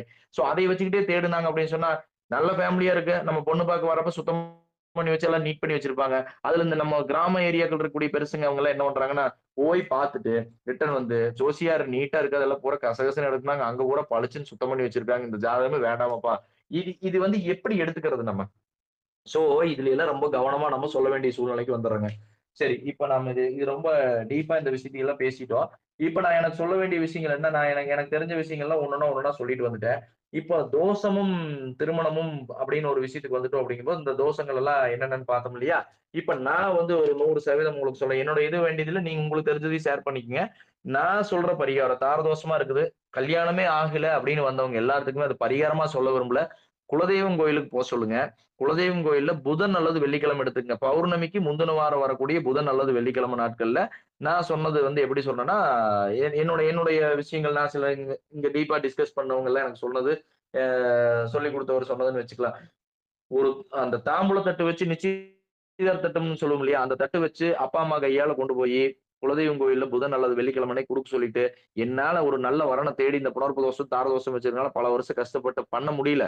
இத அப்படியே சங்கல்பமா உங்ககிட்ட குடுக்குறேன். நீங்க இந்த நிச்சயதார்த்தத்த வாங்கிட்டு என் ஃபேமிலிக்கு ஒரு நல்ல வரன அமைச்சு தரணும் அப்படின்னு சொல்லி வேண்டிக்கிட்டு குடுக்க சொல்லுங்க. குடுத்துட்டு அதுக்கு அடுத்து வர பௌர்ணமிக்கு, அதாவது பௌர்ணமிக்கு முந்தின வாரம் வரையில வச்சுக்கணும். அந்த முந்தின வாரத்துல தான் புதன், வெள்ளியில கொண்டு குலதெய்வம் கோயில்ல குடுக்குறோம். அடுத்து வரக்கூடிய பௌர்ணமியில திருவண்ணாமலை மட்டும் கிரிவலம் போயிட்டு வர சொல்லிருங்க. அந்த பர்சன. யாரா இருந்தாலும், பெண்ணா இருந்தாலும், பையனா இருந்தாலும் கிரிவலம் போயிட்டு வர சொல்லுங்க. வந்ததுக்கு அப்புறம் 6 மாசம் அதிகபட்சத்துக்குள்ள கிட்டத்தட்ட நான் ஒரு 25 பேத்துக்கு நான் சொல்லியிருக்கிறேன் அப்படின்னா, அதுல ஒரு 20 பேத்துக்கு நடந்தது உண்டு. எந்த மாரி அமைப்புல வருது அப்படின்னு சொன்னா, இது வந்து நான் பரிகாரமா சொல்லல. இது ஒரு ஜெனரலா ஆய்வு பண்ணி நாங்க சொன்னது. இதுல சக்சஸ் ஆச்சு. அடுத்தது இதுல எந்த இடத்துல வந்து நம்மளுக்கு பார்க்கணும் அப்படின்னா, தாரதோஷம் இருந்தா போல்டா சொல்லிருங்க. 27 வயசுல வந்தாலும் சரி, நான் அப்படிதான் சொல்றது. 27 வயசுல வந்தாலும் சரி, தாரதோஷம், புணர்ப்பு தோஷம் இருந்துட்டா, பையனா இருந்தா கண்டிப்பா ஏதாவது ஒரு குறையுள்ள ஒரு பொண்ண பார்த்து என்ன மாதிரி குறைன்னு கேட்பாங்க கண்டிப்பா. நீங்க சொல்லுங்க வயசு நான் அந்த மாதிரி பண்ணி வச்சதெல்லாம் இன்னும் குழந்தை குட்டியோட எல்லாம் நல்லா இருக்கிறவங்களும் இருக்காங்க. அதாவது வந்து வயசு வித்தியாசம் இருக்கணும். கண்டிப்பா பொண்ண விட பையன் வந்து ஒரு 2 மாசம் குறைவா இருந்தா அதுவும் குறைதான். கல்யாணத்துக்கு வரவங்க என்னடா பொண்ண விட பையன் கொஞ்சம் கருப்பா இருக்கா அப்படியே, மாநெரமா இருக்கா அப்படியே, வசதி வாய்ப்பு ஒண்ணுமே இல்லாத இடத்துல போய் எடுத்துட்டாங்களே. பையனுக்கு வந்து வேலை இல்லையாமா, சொந்த தொழில் தான் எங்கேயோ பார்த்துட்டு இருக்காராமா. அப்ப வந்து சுத்தமா வந்து ஃபேமிலி பேக்கிரவுண்டே இல்ல. பையன் வந்து வெளியில இருக்காப்படி. இப்படி போய் பார்த்துருக்காங்களேன்னு ஒரு 4 பேர் பேசிட்டு போற மாரியான திருமணங்கள் அவங்களுக்கு அமைஞ்சது அப்படின்னா, அவங்க திருமண வாழ்க்கை அட்டகாசமா இருக்குது. அப்பா வேற கேஸ்ட், அப்பா இவங்க கேஸ்ட், அம்மா வேற கேஸ்ட், லவ் மேரேஜ் அப்பா, அம்மா பண்ணியிருக்காங்க. அதுக்கு ஒரு பொண்ணு இருக்குது. அந்த பொண்ணு 27 வயசுல இந்த புணர்ப்பு தோஷம், தார தோஷம், அந்த ராகு தோஷம் இருக்கிறவங்க எல்லாருமே அந்த நடக்காம இருக்கும்போது, அந்த பொண்ண கல்யாணம் பண்ணலாமான்னு நம்மட்ட வந்து கேட்கும்போது, நாம அத சஜெஸ்ட் பண்ணும்போது தான் போல்டா சஜெஸ்ட் பண்ணலாம். பண்ணுனதுக்கு அப்புறம் அவங்களுடைய வாழ்க்கையில இன்னும் இப்பவும் சிறப்பா இருக்காங்க. 2 குழந்தை பொறந்து 2 குழந்தைக்கு ஜாதகம் நான் போட்டு குடுத்துருக்கிறேன். அந்த 2 குழந்தைகளுடைய லைஃபோட அவங்க ரொம்ப சந்தோஷமா இருக்காங்க. அதே மாரி தான் ஒருத்தருக்கு வந்து அந்த மாரி தாரதோஷம் வந்து 35 வயசுக்கு மேல ஆயி, அவங்களுக்கு திருமணம் பண்ணும்போது, அந்த திருமணம் சுபத்துவமா முடிஞ்சு, குழந்தையோட இருக்கிற ஒரு பொண்ண கல்யாணம் பண்ணிக்கிறாரு. அட்டகாசமா வாழ்றாங்க. பெங்களூர்ல வீடு வாங்கிட்டாங்க, சொத்து வாங்கிட்டாங்க. எல்லாமே நல்லா இருக்காங்க. இது எல்லாமே வந்து பரிகாரம்ங்கிறத விட மாத்தி யோசிக்கும்போது சில விஷயங்கள் நம்மளுக்கு புடிபடுது அப்படின்னு வச்சுக்கலாம். இததான் நாம அவங்களுக்கு சொல்ல வேண்டிய விஷயங்க. அடுத்தது உதாரண ஜாதகம் இன்னொன்னு குடுத்திருக்கும் பாருங்க. அத ஃபைனலா அத நான் முடிக்கிறேன். அது ரொம்ப இன்ட்ரஸ்டிங்கான விஷயங்கள் வந்து இன்ட்ரஸ்டிங்கான விஷயங்களும் இருக்கு. அதே மாரி கொஞ்சம் ஆபத்தான விஷயங்களும் இருக்கு. அதை வந்து அந்த கடைசி உதாரண ஜாதகம் பாருங்க. 35 வயசு முடிஞ்சு 4 மாசம். அவரு 11/10/1990ல பொறந்திருக்காரு. 10/20க்கு. இவங்களுடைய ஜாதகம் வந்து ரொம்ப ஸ்பெசிபிக். அரேஞ்ச் மேரேஜ் தான் பண்றாங்க. எல்லா வீட்டு சம்மதத்தோடும் கல்யாணம் பண்றாங்க. 2 குழந்தை இருக்குது. பையன் 1, பொண்ணு 1 இருக்குது. பையனுடைய ஜாதகம், பொண்ணுடைய ஜாதகம் நான் உதாரணமா குடுக்கல. ஏன்னா பையனுடைய ஜாதகம், பொண்ணுடைய ஜாதகம் நல்லா புரிஞ்சுக்கங்க இந்த இடத்துல. அப்பா, அம்மாவுக்கு நல்லா இருக்குது. சோ அப்பா, அம்மாவுக்கு நல்லா தான் இருக்குது. இதை ஞாபகம் வச்சுக்கிறோம். அடுத்தது இவருடைய ஜாதகத்துக்கு வாங்க. லக்னத்துக்கு 2ஆம் இடத்துல சனி, சந்திரனுக்கு 7ஆம் இடத்துல சனி. சோ அப்ப இந்த 2ம் காம்பினேஷன் வந்துருது. செவ்வாய் 8ஆம் பார்வையா லக்னத்துக்கு 2ஆம் இடத்த பாத்துருது. இப்போ இந்த ஜாதகத்துல ஒரு ஸ்பெசிஃபிக்கா ஒரு விஷயம் சொல்லிடுறேன். இவரு என்னைய ஆய்வு பண்ண கொண்டு வர்றாரு. பல இடங்கள்ல போய் பல இடத்துல ஜாதகத்த பாத்துட்டு 2 வருஷமா ஜாதகம் பார்க்கிறாரு. 2 வருஷம் இல்ல 3 வருஷம் ஆகுது. பார்த்துட்டு என்கிட்ட கொண்டு வந்து கையில குடுக்குறாரு. நான் பார்த்தோனே எனக்கு மனசுக்கு டக்குன்னு அப்படி பட்டோனேயுமே என்ன சொல்றேன், புணர்ப்பு தோஷமா இருக்குது, தார தோஷமா இருக்குது, வயசு 35 தான் ஆகுது. எனக்கு குழந்தைங்க இருக்காங்களான்னா, ஆமாங்க 2 குழந்தைங்கிறாரு. அடிச்சு சொல்றேன் எனக்கு கண்டிப்பா திருமண வாழ்க்கை சிறப்பு இருக்காதுங்க.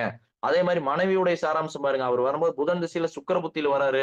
அதே புதன் வந்து 11ஆம் இடத்துல உட்கார்ந்திருக்காரு. அந்த புதன் வந்து என்ன பண்றாரு, 11ஆம் இடத்துல உச்சமா உட்கார்ந்திருக்காரு. 11ஆம் இடத்த வலுப்படுத்துறாரு. இந்த இடத்துல எனக்கு ஒரு சந்தேகம் வருது. என்னடா இப்படி ஒரு சூழ்நிலையா அப்படின்னு. அப்ப மனைவியுடைய ஆயுள் ஸ்தானத்த எடுத்து பார்க்கிறேன். மனைவியுடைய ஆயுள் ஸ்தானத்துல சனி உட்கார்ந்திருக்கும்போது, ஆட்டோமேட்டிக்கா எனக்கு என்ன சந்தேகம் வருதுன்னா, கண்டிப்பா ஏதோ ஒரு பிரச்சனைய குடுத்திருக்கணுமே. சனி திசை முடிஞ்சுதே 2020ல அப்படின்னு அத பண்ணி தான் நான் என்ன கேட்கிறேன், ஏனுங்க தார தோஷம், புணர்ப்பு தோஷமா இருக்கு. இது கண்டிப்பா திருமண வாழ்க்கை சிறப்பு இருக்காது. என்ன நடந்ததுன்னு கேட்கிறேன். ஒண்ணும் இல்லைங்க நீங்க ஜாதகத்த பாருங்க அப்படிங்கிறாரு. நானும் ஜாதகத்த பார்த்து 2 குழந்தை இருக்கு. எல்லா பலன்களையும் ஓரளவுக்கு சொல்லி முடிச்சதுக்கு அப்புறம், எனக்கு மனைவி இறந்துட்டா அப்படிங்க. 2வது திருமணத்துக்கு தான் கேட்கலான்னு வந்தேன் அப்படிங்கிறாரு. இந்த இடத்துல தான் எனக்கு வந்து மறுபடியும் என்னோட அனுபவத்துல இப்ப இது ரீசென்ட்டா நடந்தது. நான் திரும்ப திரும்ப சொன்னேன் இல்லங்க, இது வந்து ஏதோ ஒரு பிரச்சனை இருக்குன்னு சொல்லணும். அப்புறம் இல்லைங்க அது நீங்களே வந்து மனைவி இறந்திருப்பாங்கன்னு நீங்க சொல்லியிருந்தீங்கன்னா நான் விட்டுருப்பேன். அது எப்படிங்க சொல்ல முடியும்? ஒரு கடவுள்ன்னு ஒருத்தர் இருக்காரு. அதை மீறி என் வாயிலிருந்து ஜோதிடர் வாயிலிருந்து சில விஷயங்கள் நெகட்டிவா சொல்ல மாட்டோம். இந்த இடத்துல நான் ப்ராப்ளம் இருக்குன்னு சொல்லியாச்சு. ஏன்னா நம்ம கண்ணுக்கு தெரிஞ்சிருச்சு. அவர் வந்து கொண்டு சேரும்போது 8ஆம் இடத்துல மாந்தி கண்டிப்பா இது ஏதோ பிரச்சனை இருக்குன்னு தெரியுது. அப்ப நான் சொல்றேன் 100% வந்து மனைவி இருக்க மாட்டாங்க அப்படிங்கிற கண்டிஷன் அவர் சொல்றாரு கடைசியா. பாருங்க, அதே மாரி பாருங்க, கேது வந்து கரெக்ட்டா கேது ஆரம்பிக்கும்போது அந்த குருவோட கேது சேர்ந்திருக்காரு. புதன் திசையில கேது புத்தி வரும்போது நல்லா இருந்தவங்க சூசைட் பண்ணிக்கிறாங்க. அவங்களுடைய ஜாதகம் உதாரண ஜாதகத்துல மனைவியுடைய ஜாதகத்த பார்த்தீங்கன்னா, 7ஆம் இடம் வேலை செய்யுது.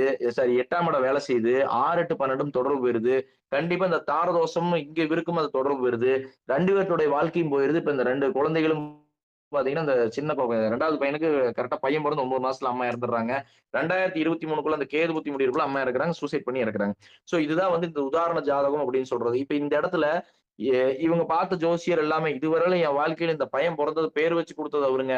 இந்த பையன் பொறந்ததுக்கு தொழிலுக்கு இதெல்லாம் பண்ணலான்னு சொன்னது அவருங்க. படிக்க சொன்னது அவரு. எல்லாம் சொல்லிட்டாரு. கல்யாண டைம்ல உணர்ப்பு தோஷம், தார தோஷம் இருக்குது அப்படிங்கிற விஷயத்த மட்டும் சொல்லல. இப்ப நான் அந்த இடத்துல கேட்கிறேன். புணர்ப்பு தோஷம், தார தோஷம் இருக்குது இல்லங்க அப்படின்னு சொல்லி கேட்கும்போது, அவரும் 4 இடத்துக்கு திருப்பி மறுபடியும் இத போய் கேட்டுட்டு வந்து அப்புறம் சொல்றாரு. ஆமா நீங்க ஏதோ ஒரு தோஷம் சொன்னீங்களா, அதுதான் இருக்குதுங்கிறாங்க. ஏங்க அத திருமணம் பார்க்கும்போது சொல்லல அப்படின்னு. எனக்கு எப்படிங்க தெரியும் சொல்லாது அப்படிங்கிற. சோ இந்த இடம் எவ்வளவு பெரிய ஆபத்த குடுத்துருதுன்னா, ஒரு குடும்பத்த அனாதையாக்கி விட்டுருது. சோ இப்ப இந்த இடம் வந்து ரொம்ப ரொம்ப ரொம்ப கவனமா வச்சுக்கூடிய இடங்கள் இந்த உதாரண ஜாதகத்த பொறுத்தவரை. சோ அப்ப இதுதான் வந்து நம்ம வாழ்க்கையில இப்ப நடந்துகிட்டு இருக்கக்கூடிய விஷயங்கள். ரொம்ப கேர்ஃபுல்லா இருக்கணும் அப்படிங்கிறதையும் சொல்லிடுறேன். சோ இது எல்லாமே வந்து நம்ம திருமணம் தோஷமும் அப்படிங்கிற ஒரு தலைப்பை கொடுத்ததுக்கு வந்து உண்மையாலுமே சொல்லணும் அப்படின்னு சொன்னா எனக்கு ரொம்ப இந்த அனுபவத்தை பகிர்ந்துக்கணும் அப்படிங்கிறதா. இது நிறைய விஷயங்கள் நம்ம பேசுவோம், பழகுவோம், பண்ணுவோம். எல்லாமே இன்னும் வரக்கூடிய நாட்கள்ல நல்லா பேசுவோம், பண்ணுவோம். பட் எனக்கு இதுல ரொம்ப ரொம்ப உண்மையாலுமே அந்த தோஷமும் திருமணமும் என்னை பாதிச்சது. எவ்வளவுதான் விஷயம்னு வச்சுக்கங்களேன். இந்த தோஷமும் திருமணமும் இந்த 2 தலைப்பும் ரொம்ப மிகப்பெரிய தலைப்பு. 7ஆம் இடத்தினுடைய இத வந்து நேத்து எவ்வளவு தெளிவா எடுத்தாரோ, அதே இடத்துல இந்த தோஷத்தினுடைய இம்பாக்ட் என்ன? அது எந்த விஷயத்த வேலை செய்யுது? சோ இதெல்லாம் எவ்வளவு பெரிய பிரச்சனையை குடுத்துருது அப்படிங்கிறது வந்து நான் உங்களுக்கு இந்த உதாரண ஜாதக நடுவிலயும் சொன்னேன்.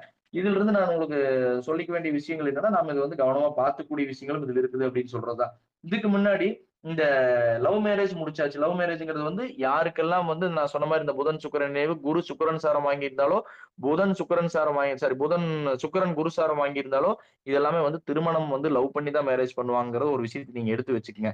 7ஆம் இடத்துல எந்த கிரகம் இருந்தாலும் சரி, அது சுக்கிரனுடைய தொடர்பு பெற்றாலும் லவ் மேரேஜ் வரும்ங்கிறதையும் நாம் பார்த்துக்கணும். அடுத்து அரேஞ்ச் மேரேஜ் பொறுத்தவரையிலும் பாத்தீங்கன்னா, இந்த குரு சுபத்துவமா இருந்தா, குரு உச்சமா இருந்தா நெறைய பேர் கேட்பாங்க. நாங்க வந்து திருமணம் பொண்ண படிக்க அனுப்பலாமா? சென்னை போறாங்க. நான் அனுப்பலாமா? கிராமத்து சைடுல இருக்கிறனால நான் அத என்கிட்ட கேட்ட கேள்வி சொல்றேன். நான் அனுப்பலாமா? லவ் பண்ணி கல்யாணம் பண்ணி நாளைக்கு பேர கெடுத்துட்டா என்ன பண்றது? அப்படிங்கும்போது எந்த தோஷமும் இல்லாம இருந்து 7ஆம் இடம் சுபத்துவமா இருந்து, குரு ஆட்சி உச்சம் பெற்றிருந்தாலோ, அல்லது குரு நல்லா இருந்தாலோ, அடிச்சு சொல்லலாம். நீங்க கண்டிப்பா வந்து அவங்க அந்த மாரியான தவறுகளே வராது அப்படின்னு சொல்லி அனுப்பிச்சு சொல்லலாம். ஏன்னா தலைமுறைக்கு கல்வி அவசியம். சோ அந்த மாரி நடந்ததில்ல இதுவரையும் நான் பார்த்ததுல. அடுத்தது 2வது மேரேஜ். செகண்ட் மேரேஜ் அப்படின்னு சொல்லும்போது, இப்ப இவரு வந்திருக்காரு இல்லைங்களா? இந்த உதாரண ஜாதகத்தையே எடுத்துக்கங்க. இவங்களுடைய தந்தை என்னுடைய என்கிட்ட கேட்ட கேள்வி. இத நாம வந்து இந்த ஜாதகத்த ப்ரொசீட் பண்ணலாமா? குழந்தையா இருக்கிறாங்க. 2வது திருமணத்துக்கு போலாமா? அப்படின்னா, நிச்சயமா 2வது திருமணத்துக்கு போலாமுங்க. எதுவும் ஆகாது. ஏன்னா 11ஆம் இடம் உச்சமா தான் இருக்குது. அதே சமயத்துல அந்த திசை நடத்துறாரு. கண்டிப்பா அந்த பையனும் பொண்ணுதும் பார்த்தீங்கன்னா, ஆ அம்மாவுடைய ஸ்தானங்கள் அதாவது வளர்ப்பு அம்மாவுடைய ஸ்தானங்களும் நல்லா இருக்கு. இதே மாரி இந்த ஜாதகத்திலயும் 11ஆம் இடம் நல்லா இருக்கனால நீங்க பண்ணி வைன்னு சொல்றேன். இப்ப தீவிரமா தேடிட்டு இருக்காங்க. ஒரு குறிப்பிட்ட டைம் சொல்லி அதுக்குள்ள சொல்லியிருக்கிறேன். ரொம்ப தீவிரமா தேடுறாங்க இந்த 2வது திருமணத்த பொறுத்தவரையிலும். சோ இது எல்லாமே வந்து ஒண்ணு. அடுத்தது இந்த மெரிட்டல் அஃபேர் அப்படிங்கிறதுல அது அடுத்தடுத்த டாபிக் அஃபேர் அப்படிங்கிறது அதுக்கு போயிரலாம்.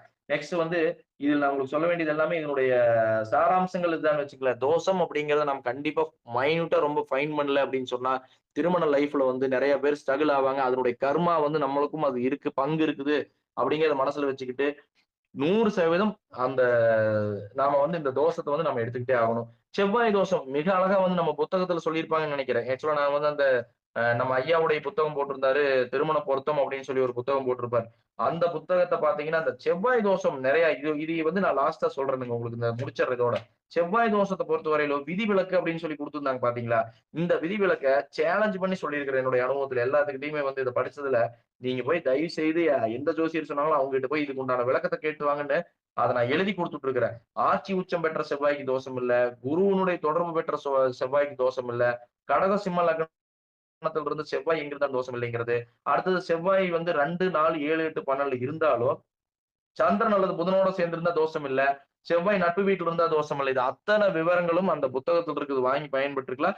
அந்த புத்தகத்துல வந்து பாத்தீங்கன்னா, இது குடுத்திருக்கிற பாயிண்ட்ட எந்த மேக்ஸிமம் பாத்தீங்கன்னா, நம்ம ஸ்ரீஹரி தவிர மிச்சம் எங்க இருந்தாலும் சரி, அந்த நபர்கள் மேக்ஸிமம் இத மிஸ் பண்றாங்க அப்டின்னே சொல்லுவேன் நானு. ஏன்னா, ஆட்சி உச்சம் பெற்ற செவ்வாய் 7, 8ல இருக்குது. அது செவ்வாய்ன்னு சொல்லி குடுத்துடுறாங்க. ரிஜெக்ட் பண்றாங்க. ஒரு நல்ல வரன 2 பேத்துடைய வாழ்க்கை நல்லா இருக்கிற வரன இத வச்சு ரிஜெக்ட் பண்றாங்க. செவ்வாய் நம்ம பார்க்கணும் தான். ஆனா, அதனுடைய விதிவிலக்குகளையும் பார்க்கணும். சோ தாரதோஷத்த நாம எடுத்துக்கணும் தான். ஆனா, அதுக்கு உண்டான விதிவிலக்குகளையும் நாம தேர்ந்தெடுத்துக்கணும். இந்த 2மே தோஷம் இருந்தாலும் அதனுடைய விதிவிலக்க நாம தான் வகுக்கணும். ஜோதிடர் தான் வகுக்கணும். அப்ப அந்த தாரதோஷம் உள்ள ஜாதகத்தை எல்லாம் திருமணமே பண்ணக்கூடாதா? இதெல்லாம் ஒரு அம்மா என்கிட்ட கேட்டது. "ஏனுங்க எங்க புள்ளைக்கு தாரதோஷம் தான் 29 வயசு ஆயிருச்சு. உங்கட்ட வந்திருக்கிற தாரதோஷம் தான் இல்லைன்னு சொல்ல. அப்ப என் பொண்ணுக்கு இந்த ஜென்மத்துல கல்யாணமே கிடையாதா?" இந்த கேள்விக்கு பதில் வந்து டாக்டர் மாரி நம்ம சொல்லித்தானுங்க ஆகணும். அதுல என்ன பதில்னா, குறை இருக்கிற வீடு தேர்ந்தெடுக்க சொல்லுங்க. அதாவது வந்து வசதி வாய்ப்பு குறைவா பார்க்க சொல்லுங்க. வயசு வந்து புள்ளைய விட ஒரு 2 மாசம் கம்மியா இருக்கிற பையன பார்க்க சொல்லுங்க. இன்டர் கேஸ்ட் மேரேஜ் ஒரு ஒரு வகையில வந்து பார்த்தீங்கன்னா, அப்பா, அம்மா வேற கேஸ்ட் நம்ம கல்யாணம் பண்ணலாமா பண்ண சொல்லுங்க. இது அத்தனையும் சொன்னதுக்கு அப்புறம் அவங்க சொல்ற பதில் என்னவா இருக்கும்னா, "ஏனுங்க அதெல்லாம் வந்ததுங்க ஒரு 4 வருஷத்துக்கு முன்னாடி. அதெல்லாம் நம்ம வேண்டாம்னு சொல்லி விட்டோங்க. வசதி வாய்ப்பெல்லாம் சுத்தமா ஒண்ணுமே இல்லாதத நாங்க போட்டு கட்டிக்கலாம். அந்த எதுவுமே இல்ல பையனுக்கு. நல்ல வேலையில இருக்காப்படி 1,00,000 சம்பளம். வீடு, காடு எதுவுமே கிடையாதுன்னு சொன்னாங்க. நாங்க தான் விட்டுட்டோம்." அப்படின்னு சொன்ன பதில் அவங்க வாயிலிருந்து வரும். 100% வரும். இத நீங்க செக் பண்ணி பாருங்க வேணா. அப்ப அப்படிங்கும்போது இந்த இடத்துல நாம கரெக்ட்டா தான் நாம அந்த விதிவிலக்குகள வகுக்கிறோம். ஒரு ஜோதிட ரீதியா விதிவிலக்குகள் வகுக்குறாங்க. ஆனா நம்ம அத மிஸ் பண்ணிடுறோம்னு வச்சுக்கங்களேன். சோ இதுதான் வந்து நம்ம தெரிஞ்சுக்கூடிய அந்த தோஷங்கள். இப்ப அந்த 2 உதாரண ஜாதகத்தையும் நாம வச்சு ஆய்வு பண்ணலாம். நீங்களுமே அந்த அந்த உதாரண ஜாதகத்துல நான் சொன்ன மாரி சில விஷயங்கள மட்டும் நீங்க செக் பண்ணி பாருங்க. நம்மளுக்கு அது அந்த அதுலயும் வந்து பாத்தீங்கன்னா, அந்த 3வதா போட்டிருக்கிறது வந்து அவருடைய ஜாதகம் தான் ரொம்ப ஸ்பெசிபிக். இப்ப தற்சமயத்தில் நடந்த விஷயம். 35 வயசுக்கு மேல ஒரு பிரிவு சந்திக்கிறாருன்னா பாத்துக்கங்களேன். 28ல கல்யாணம் பண்ணி. சோ, அப்ப அந்த இடம் வந்து அந்த 11ஆம் இடம் வேலை செய்யும்போது, ஆட்டோமேட்டிக்கா அவருக்கு அந்த பிரிவு அப்படிங்கிறது வந்துருது. சுக்கிரனுக்கும் பாருங்க, சனி, சூரியன் நினைவு வந்துருது. அதெல்லாம் எடுத்து பார்த்தீங்கன்னா, உங்களுக்கு சந்திரனுக்கு 2ல பாருங்க கேது வந்துருது. சோ, கேது ராகு சம்மந்தப்படுது. சந்திரனுக்கு 7 சனி, செவ்வாய் சம்மந்தப்படுது. லக்னத்துக்கு 2ல சனி, செவ்வாய் சம்மந்தப்படுது. மிகப்பெரிய தாரதோஷம் இது. இது தாரதோஷம், புணர்ப்பு தோஷம் 2மே இருந்தது. அப்ப பார்க்கக்கூடிய பெண் எப்படி பார்த்திருக்கணும் அவரு அப்படின்னு சொன்னா, சின்ன வயசுல பார்த்திருக்க கூடாது. இவருக்கே 28ல கல்யாணம் பண்றாருன்னா, கண்டிப்பா பொண்ணுக்கு வந்து 25, 26 அந்த அந்த ரேஞ்ச் அந்த பிள்ளைக்கு வந்து 25 அப்போ. சோ, அப்படித்தான் கல்யாணம் பண்றாரு. இது நாம அந்த பொண்ணு 27ல பண்ணணும். இல்லாட்டி 2 பேத்துக்குமே வசதி வாய்ப்பு நல்லா அதிகம். லேண்ட் லார்ட்ஸ் 2 பேருமே. அப்படி பண்ணும்போது என்ன ஆகுது, அந்த பொண்ணுக்கு சம்மந்தம் இல்லாம, எந்த விஷயமும் இல்லாம சூசைட்ல போய் முடிஞ்சிருது அப்படின்னு சொல்லலாம். சோ இதுதான் வந்து நம்ம வேண்டாம். இதுக்கு உண்டான பரிகாரங்கள் எதுவும் கிடையாது. கோயிலுக்கு போறது அப்படிங்கிற விஷயத்த மட்டும் நம்ம தேர்ந்தெடுத்து சொல்லிர்றோம். சோ எனக்கு இந்த ஒரு விஷயங்கள சொல்றது தான் என்னுடைய விஷயம். 2வது என்னுடைய பர்சனலான விஷயங்கள் நெறைய இருந்தது. அதெல்லாம் உங்ககிட்ட நான் ஷேர் பண்ணேன். ஏன்னா, நான் வந்து ஓப்பனா ஷேர் பண்றதுல நம்ம எல்லாருமே ஜோதிடர்கள். ஒரு குடும்பம் அப்படிங்கிற விஷயத்துல நான் ஒரு ட்ரெயின்ல நடந்த நிகழ்வுகள், என்கிட்ட நேர்ல வந்து சோதிச்ச நிகழ்வுகள்லாம் உங்ககிட்ட நான் பகிர்ந்துக்கிட்டேன். எனக்கு அதுல வந்து எந்த விதமான ஒரு வருத்தமும் இல்ல. ஏன்னா, ஒரு யாருக்குமே ஒரு இடர்பாடுகள், இடைஞ்சல்கள் வந்தா தான் அவன் மனுஷனா மாற முடியும் அப்படிங்கிறது என்னுடைய குரு சொன்னது தான். சோ அத வந்து இடைஞ்சல் வந்தாலும், இடர்பாடுகள் வந்தாலும் சந்திக்க தயாரா இருக்கணும் ஜோதிடர். ஜோதிடர் பொறுத்தவரை எதையுமே போல்டா ஃபேஸ் பண்ணி அடிச்சுட்டு போயிட்டே இருக்கணும். ஏன்னா, இந்த விஷயத்துல கொஞ்சம் நாம் தடுமாறினோம்னா, நம்மளோட இமேஜ் டோட்டல் கரியரையும் ஸ்பாயில் பண்ணிரும்.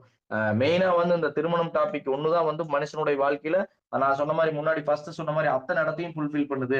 நம்மளுக்கு இந்த திருமணம் அப்படிங்கிறது இல்லைன்னா, நீங்க நல்லா புரிஞ்சுக்கங்க. திருமணம் அப்படின்னு ஒருத்தனுக்கு நடக்காம இருந்ததுன்னா, நம்மகிட்ட வாரிசுக்கு வரமாட்டான், பொருத்தத்துக்கு வரமாட்டான், பேர் வைக்க வரமாட்டான், நியூமராலஜி பார்க்க மாட்டான், அப்பா, அம்மாவுக்கு ஆயுள் நல்லா இருக்கான்னு கேட்க மாட்டான். எந்த கேள்வியும் இல்லாம போயிரும். திருமணம் அப்படிங்கிற ஒரு விஷயத்துக்குள்ள தான் ஜாதகமும் இருக்குது அப்படிங்கிறது தான் இந்த இந்த டாபிக்ல நான் அந்த ஜோதிடத்த உள்ள கொண்டு வரேன். அப்போ வந்து இந்த இத்தனை இடங்களும் நம்மளுக்கு என்ன பண்ணுது? நம்ம ஒரு தொழில் ரீதியா பார்த்தா ஒரு ஜோதிடரா கணிச்சு சொல்றதுக்கு இந்த திருமணம் உபயோகமா இருக்குது. அத்தனை இடங்களையும் இந்த திருமணம் இது வந்து ஃபுல்ஃபில் பண்ணுது அப்படிங்கிறத நான் இது உங்களுக்கு இது மூலமா சொல்லிடுறேன். அடுத்தது வந்து எனக்கு இந்த அளவுக்கு ஒரு மிகப்பெரிய ஒரு வாய்ப்பு. நம்ம வந்து நேர்ல ஒரு மேடைகள்ல பேசக்கூடிய வாய்ப்பு போல இந்த டெலிகிராம் குழுமத்துல எனக்கு பேசக்கூடிய வாய்ப்பளித்த அ ஐயா திரு மீனம் பட்டாச்சாரியார் அவர்களுக்கு என் மனமார்ந்த நன்றி தெரிவிச்சுக்கிறேன். அதே சமயத்துல அந்த நிர்வாகம் அவருடைய மட்டுமல்ல, அவருடைய கட்டமைப்பின் கீழ ஏகப்பட்ட நிர்வாகிகள் இருக்காங்க. அது அத்தன பேரும் 2 நாளா நம்மகிட்ட வந்து இந்த டீட்டெயில் வாங்கி, இத அப்லோட் பண்ணி, டிசைன் பண்ணி, இவ எல்லாத்துக்கும் நம்மளுக்கு வாய்ப்பு குடுத்த பொன் சரவணன் ஐயா, அடுத்தது ஜோதிஷ் கைட் நிறுவனத்துல வேலை செய்யக்கூடிய அத்தன பேருக்கும் என்னுடைய நன்றி தெரிவிச்சுக்கிறேன். அதே சமயத்துல இவ்வளவு பொறுமையா கேட்டவங்க எல்லாத்துக்கும் உங்க பாதம் தொட்டு என்னுடைய நன்றி நான் தெரிவிச்சுக்கிறேன். ஏன்னா, இவ்வளவு பொறுமையா வந்து இந்த டைம் அப்படிங்கிறது ரொம்ப ரொம்ப இம்பார்ட்டன்ட். இதுல கேட்டதுக்கு எல்லாத்துக்கும் என்னுடைய நன்றிகள். என்னுடைய குருநாதர் நம்ம காங்கேயத்துல சென்ட்ரல்ல சென்னிமலை அவர் மணி ஐயா, அவருக்கு என்னுடைய நன்றிகள். அதே சமயத்துல கிருஷ்ணன் சார், அவரு வந்து எனக்கு இங்க நம்ம இதுல படிச்சவரு தான். அவரு சில நேரங்கள்ல எனக்கு கைட் பண்ணியிருக்காரு அவரு. பிளஸ் அதுபோக வெளியில இருக்கக்கூடிய என்னுடைய குருமார்கள், தாய், தந்தை அனைத்து பேருக்கும் எனக்கு குடுத்த இதுக்கு நன்றி தெரிவிச்சுக்கிறேன். மிகப்பெரிய விஷயம் என்ன அப்டின்னா, நான் இதுல சொன்னது எல்லாமே என்ன விட லெஜெண்ட் நெறைய பேர் இருக்கிறீங்க. எல்லாருமே கேட்டுட்டு இருந்திருப்பீங்க. எனக்கு நடத்தின ஆசிரியர் முதற்கொண்டு இருக்காங்க. சோ அப்படிங்கும்போது, இதுல ஏதாவது குறை நிறைகள் நான் சொல்றதுல ஏதாவது குறையோ, நிறையோ குறைகள்லாம் இருந்திருந்தா கூட என்னை மன்னிச்சுக்கங்க. அது என்னன்னு சொன்னாலும் நான் திருத்திக்கிறேன். சோ எனக்கு இந்த வாய்ப்பளித்ததுக்கு அத உண்மையா சொல்லணும்னா இதயபூர்வமா நான் நன்றி தெரிவிச்சுக்கிறேங்க ஐயா. ரொம்ப ரொம்ப சந்தோஷங்கய்யா, மகிழ்ச்சி. உங்களுடைய தலைப்பிற்கு ஏற்ற உரை அப்படிங்கிறது ரொம்பவே சிறப்பா அமைஞ்சது. எல்லா ஜோதிடர்களுக்கும் தேவையான கருத்துக்கள். ஏன்னா ஒரு ஜோதிடர் நான் சொன்ன வெற்றிகளை வந்து வெளியில சொல்றது அப்படிங்கறது தான் பெரும்பான்மையா பாக்குறோம் நம்ம. ஆனா ஒரு ஜோதிடர் வந்து எந்த இடத்துல ஸ்ட்ரகிள் சந்திச்சாரு, அந்த கேள்விக்கு நான் விட சொல்ல முடியாம நான் ஆய்வு பண்ணேன் அப்படின்னு சொல்லக்கூடிய ஒரு பெருந்தன்மையான குணம் இருக்கு இல்லையா? அந்த குணம் வந்து ரொம்பவே அற்புதமானது. மேலும் மேலும் ஆய்வுகளை செய்ய தூண்டுது. நிறைய அறிவை வந்து பெறுவதற்கான ஒரு முயற்சியை வந்து மேற்கொள்ள செய்யும் அப்படிங்கிறது உண்மைதான். அதனால உங்களுக்கு அடியனுடைய வாழ்த்துக்கள், பாராட்டுக்கள்ங்கய்யா. ரொம்ப சந்தோஷங்க. நிறைய அதாவது ஆக்கப்பூர்வமான விஷயங்கள் நிறைய சொன்னீங்க. நிறைய விதிகள், விதிவிலக்குகள் அப்படிங்கிறத விட உங்களுடைய அனுபவங்கள் வந்து இன்னொருத்தருக்கு மிகப்பெரிய அளவிற்கு ஒரு கொடுப்பனையா இருக்கும். ஏன்னா எந்த இடத்துல நம்ம வந்து எதை சந்திப்போம், ஏன்னா அது ஒரு 2 வருஷம் 3 வருஷம் அனுபவத்துல இருக்கிறவங்களுக்கு உங்களுடைய அனுபவங்கள் கிடைக்காம இருக்கும். ஆனா நீங்க கண்டிப்பா. சொன்ன அந்த அனுபவம் கிடைத்த மாதிரி அவங்களுக்கு ஒரு நாலேஜ் வந்து கிடைச்சிருக்கும் அப்படிங்கிறதுல மாற்று கருத்து இல்ல. ரொம்பவே மகிழ்ச்சி. இந்த வகுப்புல நீங்க சொன்ன கருத்துக்கள் அனைத்தும் அனைத்து ஜோதிடர்களுக்கும் பயனுள்ளதாக தான் அமைஞ்சிருக்கும். மீண்டும் அடுத்த வகுப்புல எல்லாரையும் சந்திக்கிறேன். அது வரைக்கும் விடைபெற்றுக் கொள்கிறோம். நன்றி, வணக்கம். நன்றிங்க ஐயா.